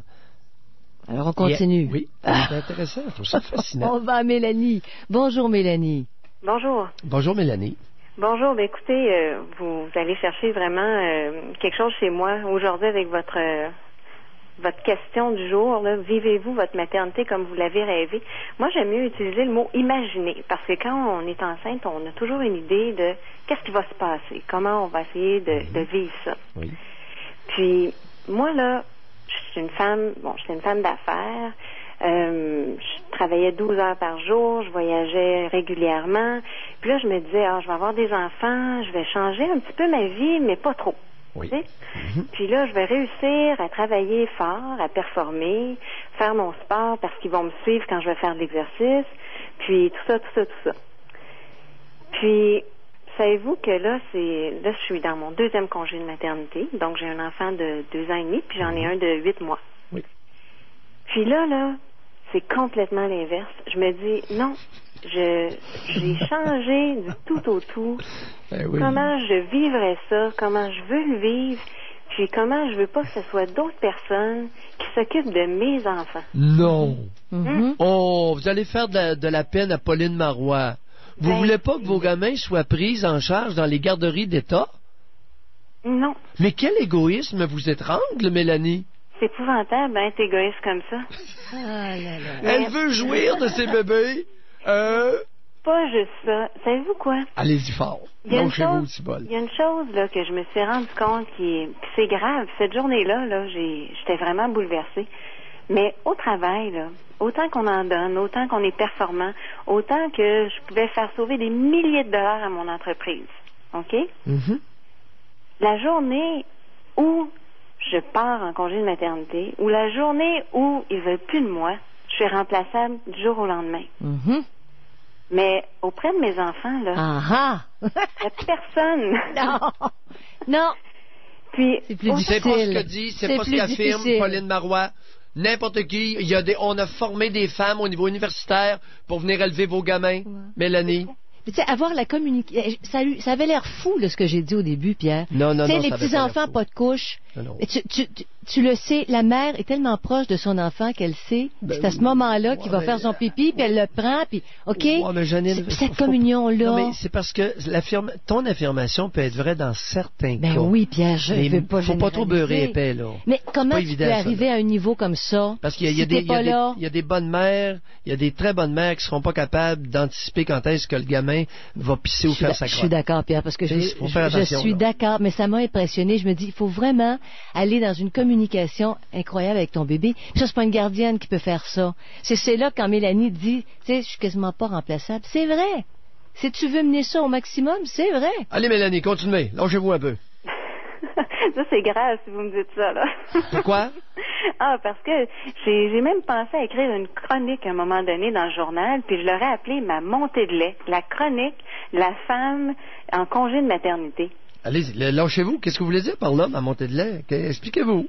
Ben, écoutez, j'aurais tellement de petits points ou de petites choses qui font une différence énorme dans une vie. Puis. Comme quoi, allez-y. Comme quoi, je pense que. Puis Vous êtes à la bonne tribune, puis prenez les principaux, puis allez-y, envoyez. Bon, ben, le principal, puis ça vient chercher un peu le commentaire de Nathalie avant moi, c'est pourquoi on n'est pas payé pour être à la maison. Bon. Première chose. Parce que moi, là, bon, oui, je suis une gestionnaire d'entreprise, tout ça. Oui, je faisais un bon salaire. Oui, on vient me chercher de l'argent en impôts pour payer des garderies, exemple. Oui. Ben, moi, là, quand j'ai besoin d'une garderie, là, ben, mon enfant a 2 ans et demi, j'ai jamais été appelée encore. Qu'est-ce que vous voulez dire, vous avez jamais été appelé? Ben, mon enfant a jamais pu aller dans un CPE. Parce qu'il n'y a pas de disponibilité? Parce que moi, là, quand j'ai planifié ma maternité, je me disais, je vais retourner travailler, ça va être facile. Je vais pouvoir continuer à travailler, je vais l'envoyer à la garderie, puis aller chercher le soir, blabla. Oui. Mais ça s'est pas passé comme ça parce que il n'y avait pas de place pour mon enfant. Ça, c'est quelque chose dont on entend moins parler. Puis, Hein? je suis imposée au maximum, là. Puis mes impôts, là, je les paye, là. Puis, j'ai jamais eu une place. Puis là, après ça, je me suis dit, bon, j'ai pas de place. OK, je m'organise. Je suis allée en milieu privé. Comment ça se fait que vous ne recevez pas le même per diem que l'enfant de l'autre qui est placé, là? Puis moi... Vos bonnes femmes, là, qui s'occupent d'équité, puis qui se réjouissaient, puis qui se faisaient la bise, là, il y a quelque temps, elles vous ont oublié, vos bonnes femmes? Ben, ils nous ont oubliés pas à peu près. Comment ça se fait que c'est Mayou qui doit dire ça sur la place publique? Vous savez, votre montée de lait, là, vous avez à votre tribune, allez-y. Avez-vous d'autres points? Ça en est un. Elle paie son impôt. Quand elle a besoin des services, elle en a pas. C'est ça qui ressort de votre témoignage. Au niveau Et de on vous l'équité. compense, mais on ne la compense pas financièrement, c'est ça, là. Au nom de l'équité, toute femme qui garde son enfant chez elle devrait recevoir le même montant que celle qui va le domper dans une garderie de Pauline. C'est évident. Mélanie, merci beaucoup. Non, j'aime pas Mélanie. C'est vrai que c'est un aspect qui n'est jamais ressorti, celui-là. Rébellion silencieuse à proscrire. C'est mauvais pour une société. Mais il tombe. Mayou, à l'écoute. De retour à Pierre Mayou et notre animatrice, Janine Ross. On parle d'un baby boom actuellement au Québec. Comment vous voulez vivre votre maternité? Parce qu'il y a au moins 82 000 nouvelles mères au Québec. Là. Ça, c'était les derniers chiffres. Comment vous voulez vivre votre maternité? Si vous êtes rendu, bon, l'accouchement est fait, vous êtes vraiment à vivre votre maternité, est-ce que c'est comme vous l'aviez imaginé? 790-0224, 1-800-667-5241. Puis on va tout de suite, c'est à Anne qu'on parle? C'est ça. Bonjour. Bonjour. Oui, bonjour Anne. Moi, je suis mère de 4 enfants. Oui. Je suis contente de l'être. Je suis à la maison, ça me fait plaisir d'être avec eux autres. Oui. Puis la phrase qui me fait freaker le plus, c'est quand j'entends « et que t'es courageuse ». Comme si, aujourd'hui, avoir des enfants, ça prenait du courage. Puis le lien m'accroche pas parce que je me dis, voyons donc, c'est comme, comment on peut avoir du courage dans quelque chose qui est tellement le fun. Est-ce qu'on voudrait dire par ça, vous êtes courageuse d'aller à contresens de la société, tout simplement? Ça se pourrait-tu, ça? Oui, c'est sûr. Puis en même temps, ben, tu sais, je suis une mère qui est présente de mes 4 enfants. Le plus vieux a 7 ans, ensuite c'est 5 ans, presque 2 ans et puis 6 mois. Et puis, je me dis, même, mettons, comme à l'école de mon fils, je me suis fait dire que j'étais comme trop présente puis que c'était pas normal. Puis ça vient m'accrocher, ça. Je me dis, voyons donc, c'est mon enfant. Puis Qui vous a dit ça? Pardon? Qui vous a dit ça, que vous étiez trop présente? La directrice de l'école. Bon, quel âge elle a? La directrice, ça doit être dans la trentaine. Oh, tabarnouche, pas plus que ça? Non. Avec ou sans enfants? Elle a des enfants. Qui s'en occupe? Ben, je sais qu'ils sont à l'école. Je sais pas qui s'en occupe plus loin que ça. Là. Ce serait intéressant de savoir qui les a élevés, ces enfants-là. Mais moi, je vais vous dire, je trouve ça spécial parce que... Et quel âge avez-vous, Anne? Moi, j'ai 28 ans. Et la directrice de l'école a à peine dans la trentaine? Oui, c'est ça. Et puis, ça m'a comme fâchée parce que je me dis... tu sais, comme moi, je vois qu'il y a une différence entre les garçons et les filles, puis je pense honnêtement que les garçons ont besoin de bouger beaucoup plus. Oui. Je pense pas que je me trompe là-dedans. Vous avez tout à fait raison. Les garçons sont plus moteurs que les filles. Et puis, selon vous... Les petites filles sont plus, dans les premières années, sont plus langagères, sont plus verbales. Bon, ben, placotent plus que les petits gars. Elles placotent plus tôt, acquièrent plus de langage plus tôt. Ce n'est pas parce qu'ils sont plus intelligentes, c'est la maturation du système neurologique, et puis ils font le crotte dans le petit pot plus tôt. Puis selon vous, la durée d'un enfant de 7 ans de concentration est de combien de temps?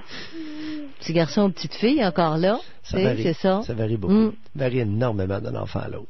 En plus, ça va de même sexe, là, Pierre. Ça va de 15-20 secondes à 5 minutes, 10 minutes. OK. Fait que moi, mon mari, on a contesté sur la place publique comme quoi qu'il n'y avait plus de récréation l'après-midi. Ouais. On trouvait ça absurde. Et puis, on est dérangeant, hein? Oui. On dénonce. On est dérangeant. Dans quel coin, ça? Dans quel coin de la tribu il y a plus de Shawinigan. À Shawinigan. Oui. À côté de chez vous. Bon, à Shawi, là, vous êtes en train de nous dire quoi, là? C'est une école de quoi, celle-là, là? C'est une école primaire. C'est une école primaire? Oui. Et ben c'est ça, c'est qu'ils ont plus de récréation l'après-midi en se disant que c'est normal et puis qu'ils sont capables de fonctionner de même avec une période d'éducation physique par semaine de plus. Mais moi je dis que à tous les jours, ils ont besoin de bouger. Ouais. Ben oui. Mais en plus, si les garçons les filles ils parlent trop en classe ou sont dérangeants, ils leur coupent la seule récréation de la journée. Oui. Fait que je me dis, ça va à contresens. Un enfant qui a besoin de beaucoup de bouger, on y enlève tous les outils. Écoutez, Shawinigan, c'est où ça, la carte? C'est pas l'ancien bled du grand Jean Chrétien? Oui, c'est ça. Ben oui, mais écoutez, là, Anne, vous avez 28 ans. Vous savez, de Shawinigan a originé le plus grand premier ministre qu'on a jamais eu au Canada. Puis là, vous venez critiquer le peuple de Shawinigan alors qu'ils ont donné naissance, nourri et encouragé le plus grand premier ministre et engendré le plus grand premier ministre de notre pays. C'est ça. Mais il y avait de la récréation. Janine, vers où on se dirige? Non, mais Pierre, je pense qu'il pouvait courir, lui, dans le cours d'école à l'époque. En tout cas, je peux vous dire que quand il était grand et quand il était avocat, on m'a dit qu'il courait pas mal la nuit. Oh. Hey. Ben, on laisse donc les jeunes courir d'abord.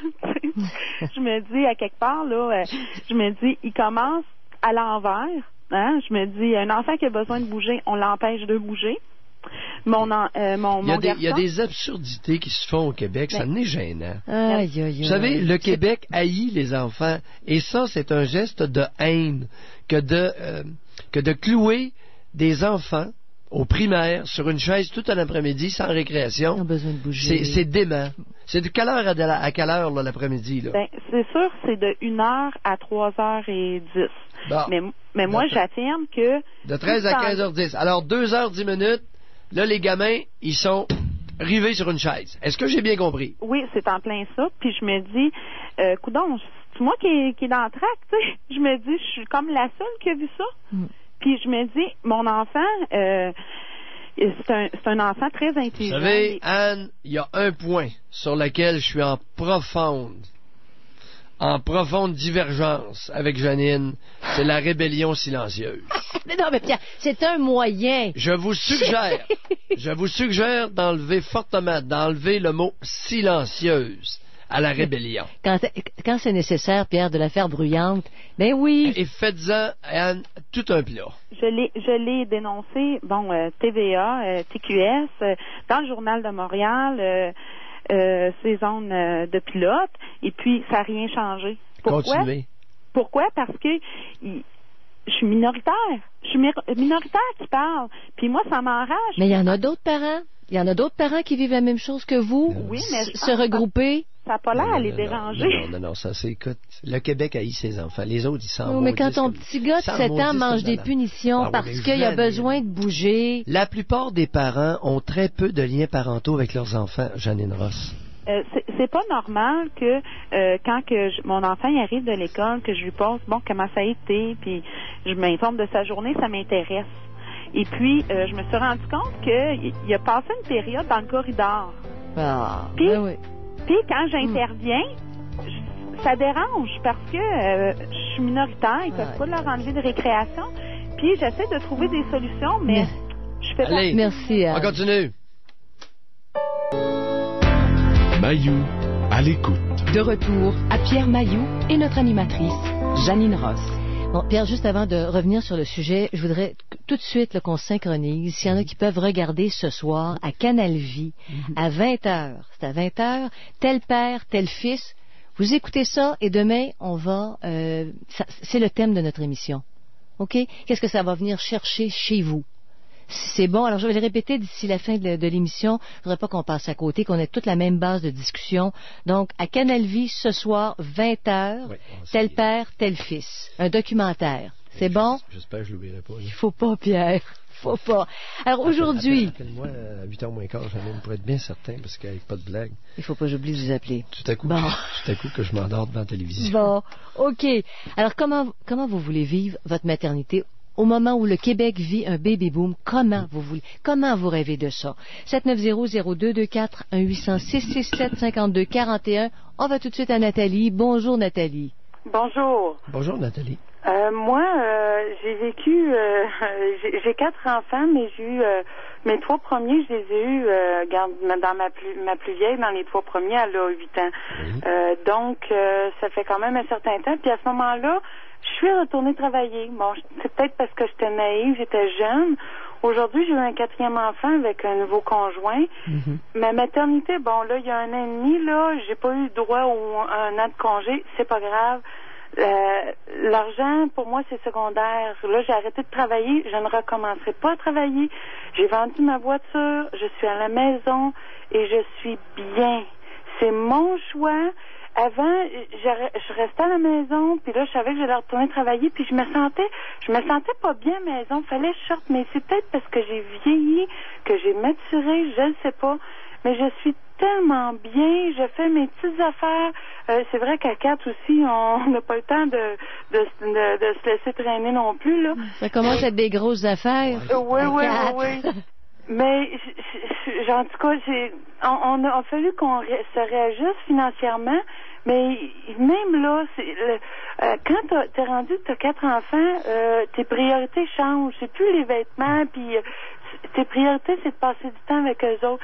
Regarde, juste ce matin, là, j'étais en train de nettoyer quelque chose au lavabo. Là, je regardais mon tout petit d'1 an et demi. Là, il faisait quelque chose. Il était en train d'essayer de s'habiller. Mais tu sais, 1 an et demi, c'est drôle de les voir faire. Il mettait une camisole, mais par les pieds. Mais c'était tellement cute. J'ai arrêté ma vaisselle, puis je suis allée avec lui. Je l'ai regardé, puis je l'ai aidé, puis je prends le temps de vivre avec. Mais je l'envoie, malheureusement, 2 moitiés de journée par semaine. Ça lui fait du bien et ça me fait du bien. Moi, je sors pas tout le temps, peut-être, mais moi, c'est ça que je fais. Ma sortie, c'est que moi, je vais le porter à la garderie, une femme chez elle, tranquille, puis je reviens chez moi, puis je fais mes affaires tranquilles, puis c'est ma sortie à moi, là. C'est de même que je fonctionne. On y va chacun notre façon. Puis, une autre chose... Il y a beaucoup de modalités différentes pour élever les gamins. Oui. Alors, contrairement au modèle de Pauline Marois pour les bébés qui a voulu uniformiser, et ça, là, jamais ça passera, jamais ça sera accepté. Elle aurait dû le savoir, elle était travailleuse sociale. Elle aurait dû savoir ça, que les humains sont différents, donc ça prend des modalités différentes pour élever les enfants. Voyons. Puis Ça sert d'être psychiatre, là. D'avoir été psychiatre pour dire ça. Non, puis encore une autre différence qui me fait faire une montée de lait silencieuse, malheureusement. Lâchez-vous. C'est que moi, bon, étant donné que j'ai mes 3 premiers enfants sont je les ai avec un autre conjoint, puis là, je les ai en garde partagée. J'ai un certain montant que je reçois pour ces 3 enfants-là, mais depuis que j'ai eu mon dernier enfant avec mon nouveau conjoint, puis on vit ensemble, là, il calcule le salaire de mon nouveau conjoint, même pour mes 3 premiers enfants qui sont pas les siens. Fait que ça, c'est une autre aberration. C'est pas grave, je m'organise comme ça. Mais c'est une autre frustration qu'on a. C'est plein le Québec est truffé de stupidité, madame. Oui. Puis on nous dit... Au nom de l'équité, on a développé des injustices épouvantables. On a focusé sur des niaiseries et on a abandonné l'essentiel. Dans bien des cas, pas partout, là. C'est ça, ce qui est frustrant. Moi, j'appelle au gouvernement fédéral et provincial, je demande des explications, tout ça, puis bon, ça allait loin avec des lettres, tout ça. Puis on me répond que ma situation est un petit peu particulière, puis dit, hey, je suis pas la seule famille recomposée au Québec. Il y a plein de familles différentes qui sont puis recomposées. Il y en a qui sont recomposées plus que 2 fois, là. Puis il y en a qui sont pas recomposées. Bon, comment ça fonctionne? La garde partagée, 3 enfants. Comment ça fonctionne, là? Comment, qu'est-ce que vous voulez dire? Une garde partagée pour les 3 plus vieux. Au niveau financier? Autant au niveau financier que concrètement, dans les aménagements. Quand ça fonctionne. C'est difficile un petit peu parce que j'ai un conjoint qui... Nathalie, je ne vous ai pas demandé si c'était facile, je dis concrètement. Quelles sont les mesures? Oui. Pour les allocations, il calcule, le salaire mon salaire que je dépose. Nathalie, vous recevez combien? Alors, recevez-vous quelque chose pour les 3 premiers?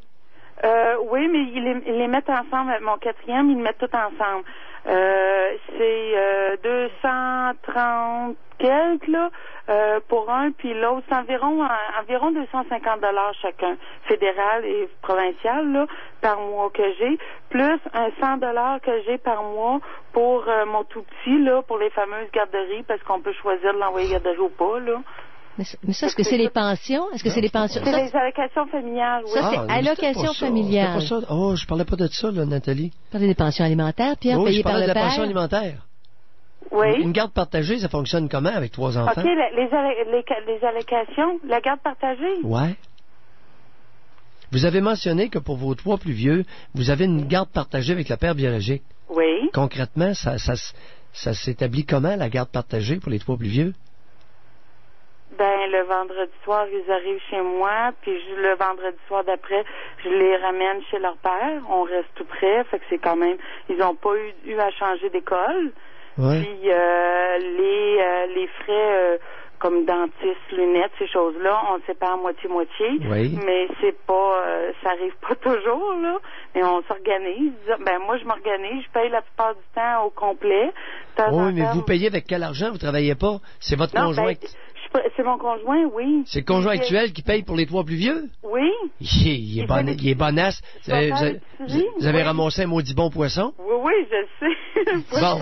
Non, mais attendez un peu. Les 3 plus vieux, ils ont quel âge? 8? À partir de 8 ans? 8, 12 et 14.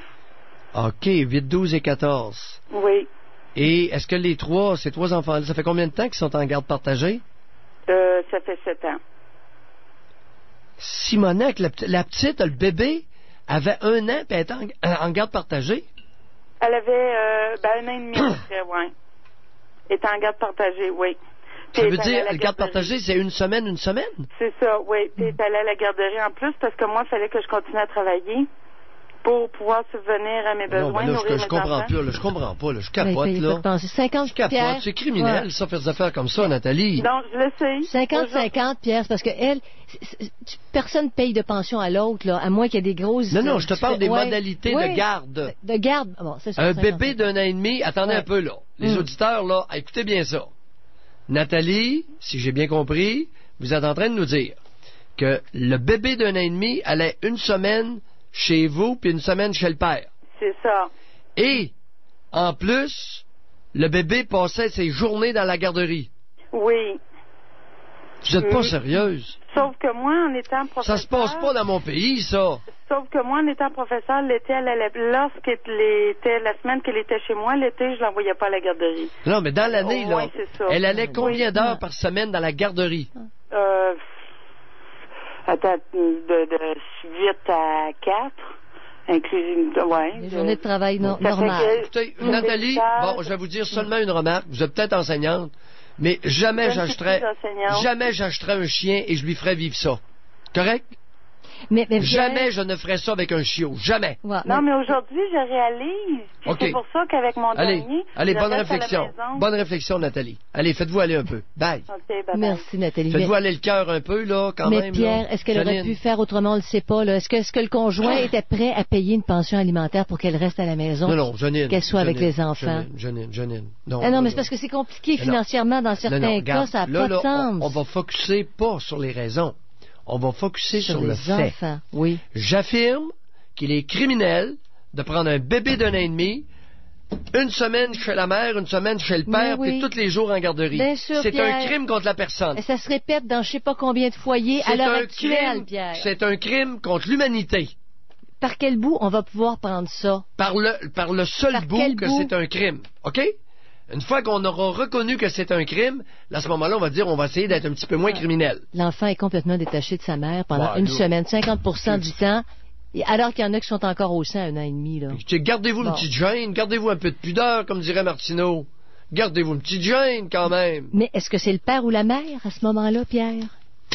Gardez-vous une petite gêne. Si le seul revenu substantiel provient du père et qu'il n'est pas prêt à payer une pension alimentaire pour... Je ne sais pas, Pierre, comment ça s'ajuste, là. Les 100 cœurs dans notre tribu, là, gardez-vous une petite gêne, quand même. Tu sais, un petit peu de honte, ça vous fera pas tort. Mais on ne sait pas si Nathalie pouvait ou non, là, en tout cas, financièrement. Non, j'ai pas demandé si elle pouvait ou pas. J'ai dit qu'elle a commis un crime. Pas tout à fait pareil, elle n'était pas le seul. Elle n'était pas la seule, Pierre. J'ai plus d'argent, je manque de nourriture. Je vais aller faire un petit hold-up. Ben oui, mais là, Pierre, Janine, tu dis, Pierre, il avait faim, puis un petit hold-up. Mais ils sont j'avais faim, Janine. J'avais besoin d'argent. Petit hold-up. Je comprends ce que vous voulez dire, Pierre, mais Nathalie avait un conjoint, ces enfants-là avaient un père et ont encore un père. Là, à un moment donné, il y a des responsabilités partagées des deux côtés. Tu dis, non, Janine, c'est quand même pas le père qui a accouché le bébé, là, Janine. Il l'a pas accouché. Ben est-ce qu'il l'a favorisé? C'est quand même pas lui qui l'a allaité. Est-ce qu'il l'a favorisé? La présence de l'enfant auprès de la mère, est-ce qu'il l'a favorisé? C'est une question qu'on peut se poser aussi. On voit que c'est pas simple dans tous les cas. Bon, alors on parle de maternité. Comment vous voulez vivre votre maternité alors qu'on a un baby boom au Québec? On pense aux enfants, on pense en avoir. Dans quelles conditions vous voulez les élever? On parle à Brigitte. Bonjour Brigitte. Bonjour. Oui, bonjour Brigitte. Bonjour à vous deux.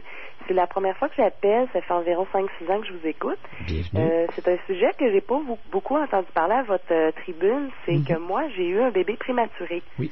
Alors, il est né 2 mois d'avance. Et il a passé 1 mois et demi à l'hôpital. Donc, ma maternité n'a pas commencé comme je voulais, c'est sûr. Oh, je n'en doute même pas. Pardon? Je n'en doute même pas. J'ai dû faire un deuil. Premièrement, j'ai eu une très, très belle grossesse. J'étais très en forme. Je faisais de l'exercice. Je sortais beaucoup. J'étais très active. Par contre, c'est ça. Il est né 2 mois d'avance. Donc, le 1er mois et demi, je l'ai passé à l'hôpital. Oui. Je peux vous dire que je me suis pas sentie vraiment sa mère. C'est-à-dire que c'était très difficile, je pleurais beaucoup, j'étais très vulnérable. Là, j'avais l'impression que tout le monde s'occupait de mon bébé sauf moi. Ouais. Il était en incubateur, par contre, il respirait par lui-même, il n'a pas eu besoin d'oxygène. Là. Sauf que ça a pris environ 1 semaine et demie avant que je puisse le mettre au sein. Il a dû être gavé là, la première semaine et demie, puis après, on est allé graduellement là, avec le sein. Ouais. Alors, c'est ça. Moi, j'habitais à l'hôpital les 3 premières semaines. Je dormais là-bas, je tirais mon lait aux 3 heures, j'allais voir mon bébé, je le berçais, je le prenais. Attendez un peu, là. C'est quoi l'histoire de tirer le lait? Je comprends pas. C'est parce que lorsqu'on veut allaiter notre bébé, mais qui est au gavage, c'est-à-dire qu'ils mettent un tube dans l'estomac pour le nourrir, on doit tirer notre lait pour lui fournir notre lait maternel. Bon, alors on reprend ça. Alors, pendant 1 semaine et demie, vous avez tiré votre lait, mais par la suite, est-ce qu'il était assez fort pour allaiter oui, mais une fois de temps en temps. C'est-à-dire que j'ai tiré mon lait pendant 1 mois et demi. Bon. Aux 3 heures. Le monsieur, vous savez, le monsieur, là, le monsieur Mailloux. Monsieur Mailloux, Mayou, il a élevé des animaux, puis des veaux, il en a parti, depuis qu'il est tout petit. Il en a vu... Alors là, ça marcherait pas patente. OK. Aux 3 heures. Parce que le petit bébé, là, il avait 2 mois d'avance, là. Oui, Un petit prématuré 2 mois d'avance, c'est pas assez fort pour têter, ça. Exactement. Le monsieur Mayou, il sait ça, lui. Il n'y a pas grand gonzesse qui savent ça, mais lui, il sait ça. Ben, moi, je l'ai appris, en tout cas. Ouais, allez-y. Alors là, ça allait... heureuse, là, Pierre, parce qu'aux 3 heures de tirer le lait, elle Moi, voulait... aux 3 heures. Attendez un petit peu. Je me laissais un délai de 4 heures, 5 heures. Brigitte, à partir de quel âge, à partir de combien de temps après l'accouchement qu'il avait assez de force pour boire directement au sein? Moi, ça a pris environ 5 jours, puis après, j'ai pu faire une exploration qu'il appelle, c'est-à-dire que je l'ai mis au sein, puis il a tété quelques minutes. Brigitte, Oui. quelle était ma question? Vous m'avez demandé, ça prend combien de temps avant qu'il puisse être au sein? Non, à partir de combien de temps après l'accouchement qu'il était capable de boire comme il faut au sein? Après l'accouchement, ça a pris ça 5 jours, mais habituellement, un bébé, ça prend environ 1 heure ou 2. Non, boire complètement, là, puis sans que vous ayez besoin de tirer votre lait. Ça prend environ 2 semaines. Ben, pourquoi vous nous disiez que vous avez tiré du lait pendant 1 mois et demi? Parce qu'il restait 1 mois et demi à l'hôpital, puis moi, je pouvais pas l'allaiter à tous ses boires, parce qu'il y avait des boires aux 3 heures, et lui devait avoir un gavage, un boire, un gavage, un boire, pour pas l'épuiser. Bon, ben c'est ça que je vous pense, c'est ça. Je reviens avec ma question. Oui. À partir de quel moment qu'il a pu téter au sein, puis que c'était son lunch pour, tu sais, qu'on total, là? C'est juste au retour à la maison, il y avait 1 mois et demi. Bon, merci, c'était ça ma question. Alors, ça a pris 1 mois et demi avant qu'il puisse être allaité au sein totalement et uniquement. Exactement. Bon, c'était juste ça que je voulais savoir. Oui. Ça piquait ma curiosité. Le reste du temps, il y avait soit un gavage ou un biberon de mon lait. Oui, OK. Puis là, il alternait. C'est une très bonne idée, parce qu'il par était pas exemple. fort. Bon, là, ça a de l'allure. C'est ça. Fait que, ce qui était très difficile là-dedans, c'est que moi, l'allaitement, c'est à ce à quoi je me suis accrochée pour me sentir sa mère. Oui. C'est-à-dire que souvent, je pouvais lui donner des soins, mais c'était pas toujours le cas. Là. Tu sais, je pouvais le prendre, lui donner son bain, mais il y avait des suces, des fils. En tout cas, je pouvais pas toujours m'en occuper comme moi je voulais. Oui. Et la deuxième hôpital où est-ce qu'il est allé, je pouvais pas dormir sur place. Oui. Il n'y avait pas de service pour les mères qui allaitent. Oui, ben, écoute.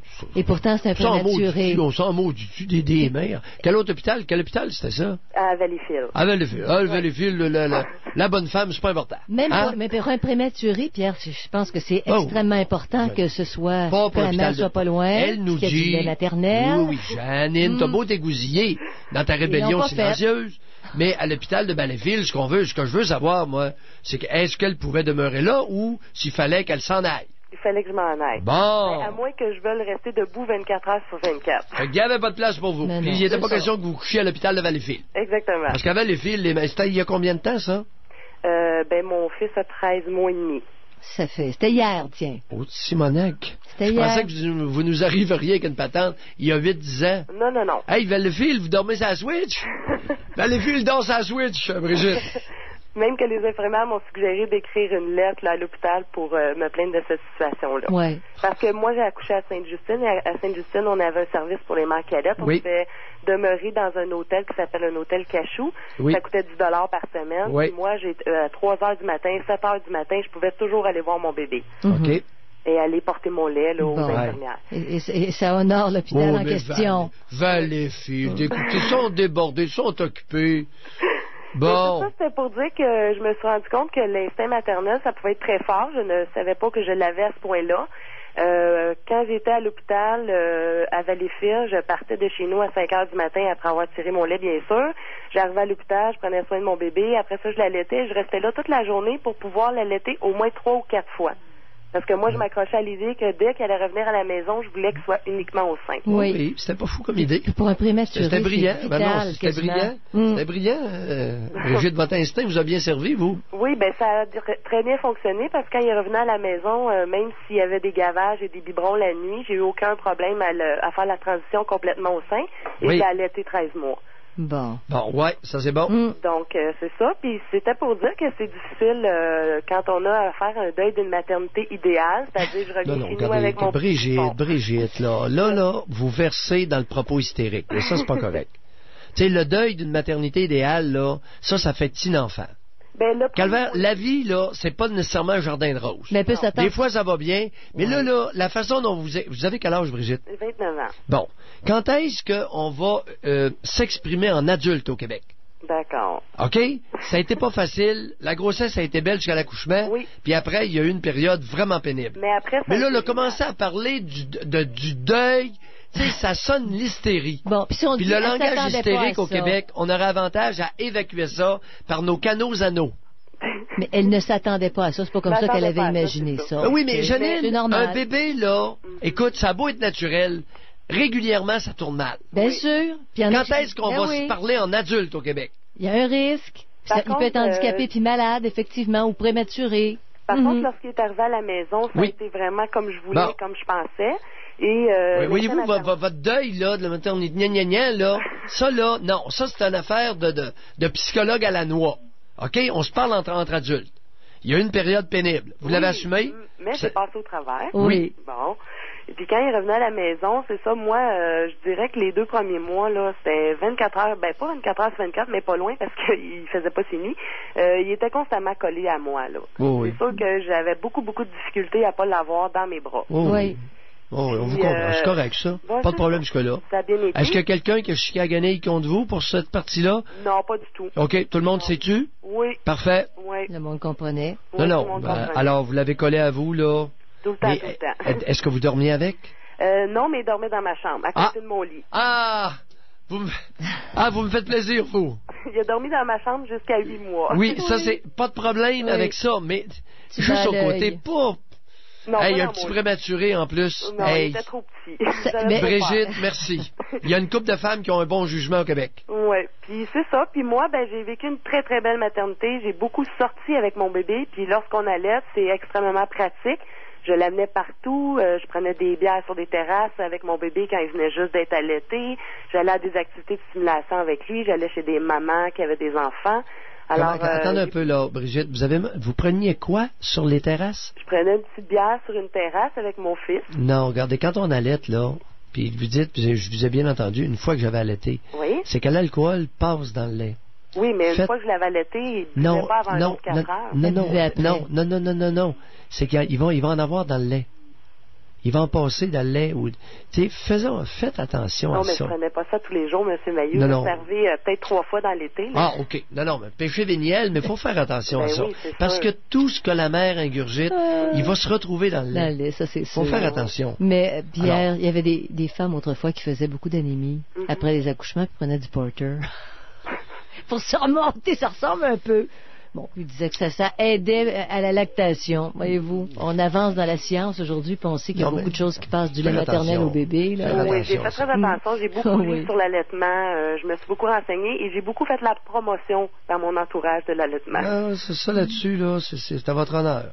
Puis là, le bébé va bien, là? Il va très bien, en parfaitement. Comment s'est fait le sevrage, là? Passant? Très doucement. J'ai débuté par mon lait à moi, un biberon dans l'après-midi, là, un biberon peut-être entre guillemets moins important.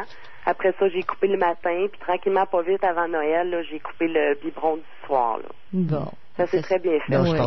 je parlais du sevrage au sein. Oui, c'est ça. Ben, J'ai coupé le sein du soir. Excusez, je l'ai remplacé par un biberon. merci. Vous savez, Maillot, il écoute pas, Maillot. Hein.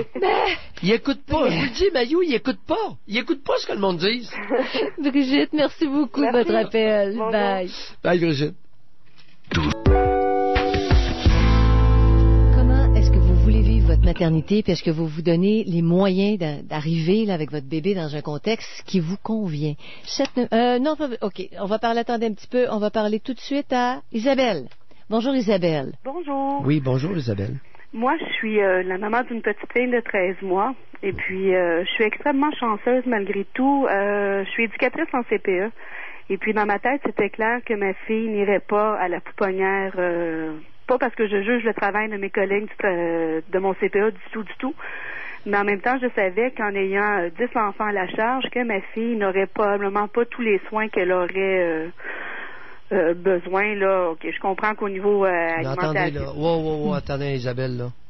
Qu'est-ce que vous venez de dire là, vous, là? Vous avez parlé de... C'est quoi l'histoire de 10 enfants? Ben, c'est qu'habituellement, à la pouponnière, il y a 10 enfants pour 2 éducatrices.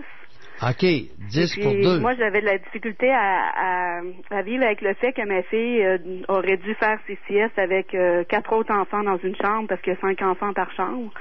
Et puis, je trouvais ça difficile du fait que elle aurait dû s'endormir avec peut-être des enfants qui pleurent. En tout cas, j'avais de la difficulté avec le fait qu'elle aurait peut-être eu un sommeil pas nécessairement réparateur ou si elle avait eu de la peine, peut-être que les autres éducatrices n'auraient pas eu le temps de la consoler. Ou... Parce que c'est comme ça que ça se passe, Isabelle. Vous travaillez en CPE. Est-ce que c'est comme ça que ça se passe? Oui, honnêtement, oui, parce que c'est pas évident. La pouponnière, c'est des enfants de 0 à 18 mois.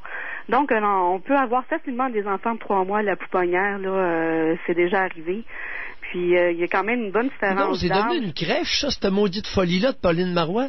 Ah, honnêtement, c'est une crèche, les orphelins du Duplessis. Janine, ça fait des années que tu es témoin que je le dis, que je dénonce ça. Mais avec les congés parentaux, Pierre, ça devrait pas. Normalement, c'est 1 an. Est-ce que c'est ça, Isabelle? Ben, c'est 1 an, mais en même temps, ce qui arrive, c'est que le gouvernement ne nous aide pas nécessairement. C'est-à-dire que si on accouche, mettons, au mois de mai, avec les listes d'attente, les changements de groupe dans les CPE se font au mois de septembre.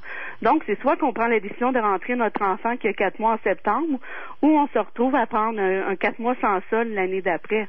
Parce que j'avais pas de place. Parce qu'on n'a pas de place. C'est une réalité qui est là.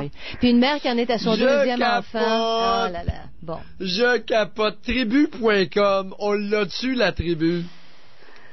Puis en même temps, à la pouponnière, ce qui arrive, c'est que entre un enfant de 3 mois puis un enfant de 15 mois, les besoins sont pas les mêmes. Non. À 3 mois, c'est des biberons, puis ça prend du temps à les nourrir, puis l'autre éducatrice se retrouve tout seul avec des enfants de 15 mois qui bougent, qui mordent, puis on se le cachera pas, ils sont pas rendus à la même étape non plus. Puis j'avais vraiment pas envie de faire vivre ça à ma fille. Ah, vous aimez pas ça qu'elle se fasse mordre un peu par un autre gamin du même âge? Ça va lui faire du bien. Ben. Une bonne claque à la gueule, là, bon coup de joint en pleine face. Ça vous intéresse pas? Non, pas vraiment. Ben voyons, vous. Ben là. Voyons. Ben moi, je suis c'est quoi cette affaire-là? Ben, honnêtement, moi, j'ai eu la chance que mes parents aient décidé de déménager près de ma maison puis de venir s'occuper de ma fille à la maison. Le matin, c'est ma mère qui vient, puis elle attend qu'elle se réveille pour pouvoir lui donner à déjeuner. Ma fille n'est pas brusquée du tout le matin. On n'est pas à la course à se dépêcher à déjeuner, à s'habiller pour aller au travail ou à la garderie. À moins 20? À moins 20, en fait. Et puis l'après-midi, mais mon père va la promener durant environ 2 heures de temps là, dehors. Là, il va lui faire son dodo. Fait pour ça, là, je suis extrêmement gâtée. J'en suis extrêmement reconnaissante face à mes parents. Là, le bonhomme qui s'en va promener la gamine 2 heures de temps pour la faire dormir. Ah, ben, ça a-tu de l'allure? Ben, il passe du temps avec sa Mais petite maudissez-moi ça dans la garderie, mon plus sacrant. Ben, mais quelle sorte d'enfant vous allez engendrer? Vous allez créer la méprise, Pierre. Ben, moi, honnêtement, je regarde ma fille aller. On aura tout entendu à notre... Quel âge avez-vous, Isabelle? Moi, j'ai 33 ans. 33 ans? Ouais. Gardienne en CPE, puis elle fait élever sa petite par ses parents. J'ai mon maudit voyage. Ben, honnêtement, c'est pour un court laps de temps, parce que je suis en essai pour un bébé et un deuxième bébé, puis nous, en CPE, mais on est en retrait préventif. Donc, je vais reprendre ma fille avec moi, là, puis je suis à 4 jours semaine aussi. Puis papa, il est là aussi à la maison quelque temps, fait qu'elle n'est pas tout le temps non plus avec non, mais ses quelle sorte grands-parents. d'enfant vous allez engendrer, là? C'est quoi l'idée de choyer des bébés comme vous le faites? Vous travaillez dans la garderie d'état criminel de Pauline, puis vous vous tournez de bord, vous faites des bébés, puis non, ils iront pas dans ma garderie criminelle. C'est quoi cette affaire-là? Moi, je voulais pas qu'elle aille à la pouponnière, mais honnêtement, à 18 mois, j'ai l'intention d'inscrire 2 jours semaine parce que je regarde ma fille aller qui aime beaucoup les autres enfants, qui en envoie un, c'est tout de suite les câlins. Elle a un côté social assez développé, donc moi, j'ai l'intention d'envoyer... Isabelle, vous pouvez être certain qu'elle va se faire dompter. Les câlins, elle va y ramasser, ce sera pas trop long. Les câlins à la garderie, là, il y en a un qui va te l'apostropher, il va y prendre une coupe de bonnes morsures.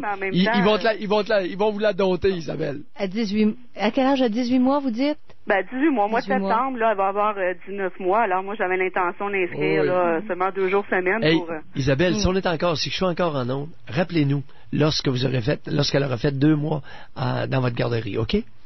Juste pour voir comment vous allez vous sentir. Hey, j'ai hâte de voir le résultat. Puis est-ce que ça va changer quelque chose pour l'enfant dans ses comportements? Oui, j'ai hâte de voir. Ça va être fascinant. Les deux côtés.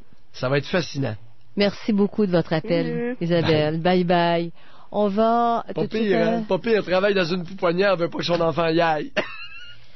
C'est éloquent, Pierre. C'est éloquent. On parle à Julie. C'est criminel de faire ça au bébé. On parle à Julie. Bonjour, Julie. Bonjour. Bonjour, Julie. moi, je suis en congé de maternité, là, si on peut appeler ça comme ça, depuis mai 2004. Oui. Parce que j'ai eu un retrait préventif à mon travail. Je suis infirmière. Oui. Puis, ça fait présentement, je dois retourner au travail en mai 2007. Oui. Ça fait présentement 1 an que je suis en sans solde. Oui. Puis, je vais vous dire, ma place est vraiment auprès de ma famille, à la maison. Même si je travaille à temps partiel 3 jours semaine. Oui. Je suis heureuse d'être auprès de mes tout-petits. Ils ont vraiment besoin de moi. Vous en avez combien de ça, là? Moi, j'en ai 4. 4? Moi, j'ai 4 enfants. Boy! Entre quel âge et quel âge, là? Le plus grand a 8 ans. Oui. La deuxième a 5 ans. Oui. Et les 2 derniers ont 2 ans. Oui. Des jumeaux. Oui. Oui. Bon, Ben mais là, 3 Julie, jours semaine. C'est sûr que la job d'infirmière, là, ça peut pas être fait plus qu'à temps partiel. Hein? Non, mais c'est ça. Mais comment vivre ma maternité? Moi, ma maternité, là, je poursuivrais, là. Je resterais encore à la maison avec mes enfants parce que... À 2 ans, ils ont encore besoin de le mettre, surtout des jumeaux. Pour un bout de temps, certain. Oui. C'est ça. Sauf que ce que je trouve difficile, c'est la conciliation famille-travail. Est-ce que vous perdriez des avantages si vous disiez... Oui, parce que il y a, pour pouvoir être inscrite au tableau de l'ordre, on doit effectuer 500 heures en 4 ans. C'est une loi. Ça fait partie de la loi. Et moi, comme ça fait 3 ans que je suis arrêtée, donc dans la prochaine année, je dois effectuer mon 500 heures. Sinon, je dois prendre un cours de perfectionnement et recommencer. Et là, on parle de l'ordre des infirmières, là. Oui. Ça, si j'ai bien compris, c'est une patente de femmes. Oui, c'est ça. 85% femmes, l'ordre des infirmières? Ouais, c'est pas plus. 88? Ah, j'achète, moi, 85-88% de femmes? Ouais. Mais c'est sûr que la loi est là Le pour plus grand protéger. ennemi d'une femme, Julie, c'est une autre femme. Mais et la cette loi règle-là est là. est inacceptable. Mais elle est là pour protéger le public, je peux comprendre. Ben oui. Mais je vais vous dire, moi, ça fait 1 an qu'on est en sans solde. Oui, on s'appauvrit. Oui, les dettes s'accumulent. Mais je vois mes petits rayons de soleil, là, je vois mes enfants épanouis, bien. Mais oui. Ça me brise le cœur. Julie, c'est quoi cette histoire-là? Mais y aurait-tu des accommodements, Pierre? Ben voyons, pas au Québec. Y aurait-tu des accommodements pour ne pas perdre à ce moment-là? Ils sont doigtés, là. Hey, l'ordre des infirmières, là, vous pourriez pas les envoyer une lettre et dire enlevez-vous les doigts dans le nez et essayer de me concocter quelque chose. Mais à quel hôpital vous travaillez? Moi, je travaille en CLSC. Et savez-vous quel est le pire là-dedans? C'est que je dois effectuer de la garde. Imaginez, une mère de famille avec 4 enfants... Le plus grand ennemi d'une femme, c'est une autre femme. Ou une régine de femme. N'est-ce pas, Julie? Dixit le misogyne à Maillot. Bon, parce que là, c'est l'ordre des infirmières, là, on parle pas du gouvernement qui est employeur. Yes! C'est ça. Non. Bon, Pierre, ce soir, le rappeler pour demain, parce qu'on va parler de ça demain. C'est un documentaire de 2 heures. Ça commence à 8 heures ce soir. C'est à Canal Vie. Donc, 8 heures, j'ai bien dit 20 heures. Et c'est tel père, tel fils. Ah oui. Ouais, et ça a été tourné, il y a 8 pères et 8 fils. Ils se retrouvent à la campagne, dans la nature sauvage. Il n'y a pas d'alcool, il n'y a pas de drogue, il n'y a pas de téléphone, il n'y a pas de femmes. Et là, on les voit vivre ensemble, ils échangent. Et pendant 2 heures, ça va aller comme ça. À quel endroit, ça? Ils le disent pas, ils vont probablement le dire dans le documentaire, mais je sais pas où est-ce que c'est dans la nature sauvage. Parfait. OK? Alors, père et fils, ensemble, ils seront 16. 16 au total. Yes, madame. Donc, on manque pas ça parce que demain, il y aura peut-être des réflexions personnelles parce qu'on va aller sur des témoignages demain. C'est votre vécu. Pour la relation père-fils. Alors, voilà. Oui. Et on n'a pas d'appel, Pierre, pour l'instant. Je voulais vous glisser ça en douce, là. Oui. Bon. Et tout à l'heure, l'appel Isabelle. Oui. Écoutez, là, c'est sérieux. Elle a 33 ans. Elle travaille en pouponnière. C'est-à-dire en CPE pour bébé. Alors, il y a pas ça. Sais-tu qu'il commence à être un petit peu embarrassé avec les histoires de la santé de la petite enfance, vois-tu? Elle travaille là, elle appelle ça une pouponnière. Puis le vrai mot, c'est pour les poupons. Un endroit pour les poupons, les 0-18 mois. C'est ça. Bon, oui. On appelle les choses comme elles sont, c'est une pouponnière. Hein? Et dans les pouponnières, jadis naguère, on accueillait les orphelins. Alors, il y avait des pouponnières dans les orphelinats. Dans des crèches. Et voilà-tu pas qu'elle décide de se reproduire, et il est hors question qu'elle amène son bébé dans la pouponnière d'État. Oui. C'est quand même quelque chose, Janine. Et c'est pas la première fois qu'on entend ça à la tribune. Ouais. c'est pas la première Il n'est fois. pas question que son petit bébé aille dans une pouponnière où il y a 10 bébés pour 2 femmes.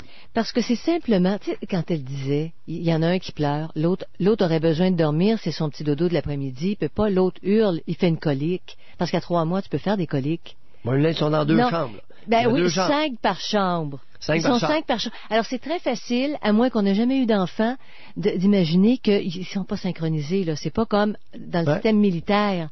Donc, c'est certain que le sommeil n'est pas autant de qualité. Tu sais, si tu y vas de 8 heures à 4 heures, Elle nous a dit quelque chose. Tu vas là de 8 heures à 4 heures. Elle nous a dit quelque chose. Elle dit, mon bébé, quand il va avoir de la peine, la gardienne n'aura pas le temps de le consoler. C'est pas venu te chercher un peu, ça, Janine? Mais Pierre, je suis juste un homme, je suis pas une femme, moi, là. Ça me ment maudit. Mais Pierre, ça va de soi. Bon sang, sur quelle planète on est? N'importe qui est capable de se rendre compte. 5 adultes, il y en a un qui rote, qui pète. Excusez, là. Quand t'es 5 dans une même chambre, t'as pas la même qualité de sommeil. On n'a même pas besoin d'avoir beaucoup d'imagination pour savoir que c'est pas idéal. Va pour la qualité de sommeil. J'en étais à la peine. Et à la peine, t'en as 5. T'en as 2 qui percent des dents. T'en as 2 qui font des trous gros de même dans les faufounes parce qu'ils percent des dents. Faut que tu changes les couches. Puis tu vas-tu avoir le temps quand t'en as 10 autour de toi? Je pense que ça ne demande pas une grosse réflexion pour savoir que tu pourras pas le consoler comme cet enfant-là a besoin d'être consolé. Et les 2 femmes, là, qui ont 10 enfants pour la journée, est-ce qu'elles sont remplacées sur l'heure du midi pour le lunch? Aucune idée. Mangent quand, ces femmes-là? Aucune idée. Je sais pas comment on s'organise. J'espère qu'elles ont des conditions humaines. Dis, mon bébé, quand il va avoir de la peine, la gardienne n'aura pas le temps de le consoler. Comment ça se fait que c'est ça? Parce qu'elle travaille en CPE. Elle travaille là? Ben oui. Puis j'essayais d'imaginer une mère Quand je dis que c'est criminel d'aller domper bébé dans la garderie de Pauline Marois, est-ce que je sais ce que je dis? Ou si je le sais pas? Tu te prépares peut-être des problèmes, Pierre. Comme on voit aujourd'hui, il y a une productrice, je ne sais pas si vous suivez ça à Télé-Québec, je ne sais pas s'il y a beaucoup d'auditoires pour ça, ADNX. Ils ont fait 180 rencontres avec des adolescents de 13 à 15 ans. Elle écrit aujourd'hui, c'est une lettre au public. Puis elle dit, on s'est rendu compte que 75% des 180 adolescents de 13 à 15 ans qu'ils ont rencontrés vivaient un état d'abandon, de désintéressement et de rejet. C'est elle qui l'écrit, là. C'est Isabelle Chevrier. Alors, tous nous ont dépeint ce vide béant et ce criant besoin d'amour et de support parental ou adulte. Pour plusieurs d'entre eux, un seul regard d'adulte aimant aurait suffi à faire la différence. Pierre, moi je lis ça, là, je frémis. Puis elle dit, c'est pas vendable des émissions pour les adolescents, c'est pas payant en plus. Elle décrit ça dans sa lettre au public. Mais on fait vivre ça à des enfants tout petits. Puis est-ce que c'est pas ce qu'on récolte plus tard? Janine, il faut vraiment faire former la gueule à Maillot. Parce que là, il est en train de t'entraîner, là. Tu es en train de la rébellion silencieuse. Tu commences à être moins silencieuse, Janine, là. Tu vas en inviter une couple d'autres à être moins silencieuse. Mais Isabelle faut Chevrier, vraiment faire former la gueule à Maillot. Isabelle Chevrier, elle l'écrit noir sur blanc dans les journaux aujourd'hui. Vous irez, c'est A21, section forum de la presse. Question à nos auditrices. Quelle est la conséquence de ne pas prendre le temps de consoler les tout-petits lorsqu'ils ont de la peine? Ils brailleront plus, Pierre. Puis ils vont peut-être faire de la rébellion silencieuse. Bien plus que ça, non. Ils vont faire de l'automutilation, du piercing, des tatous, puis de la drogue. Ça, je te le prédis et je ne me trompe pas. Pas consoler un tout petit, c'est dramatique. J'ai oublié le taux de suicide qui va grimper. Dans cette population-là, je peux te l'assurer. Alors, réveillons-nous, les adultes. Réveillons-nous. Faites fermer Maillot, c'est urgent. Alors, à demain. Ce serait bien le fun si vous écoutiez Tel père, tel fils, ce soir Canal Vie, 20h, puis on en parle demain. C'est beau. Bye bye, Pierre.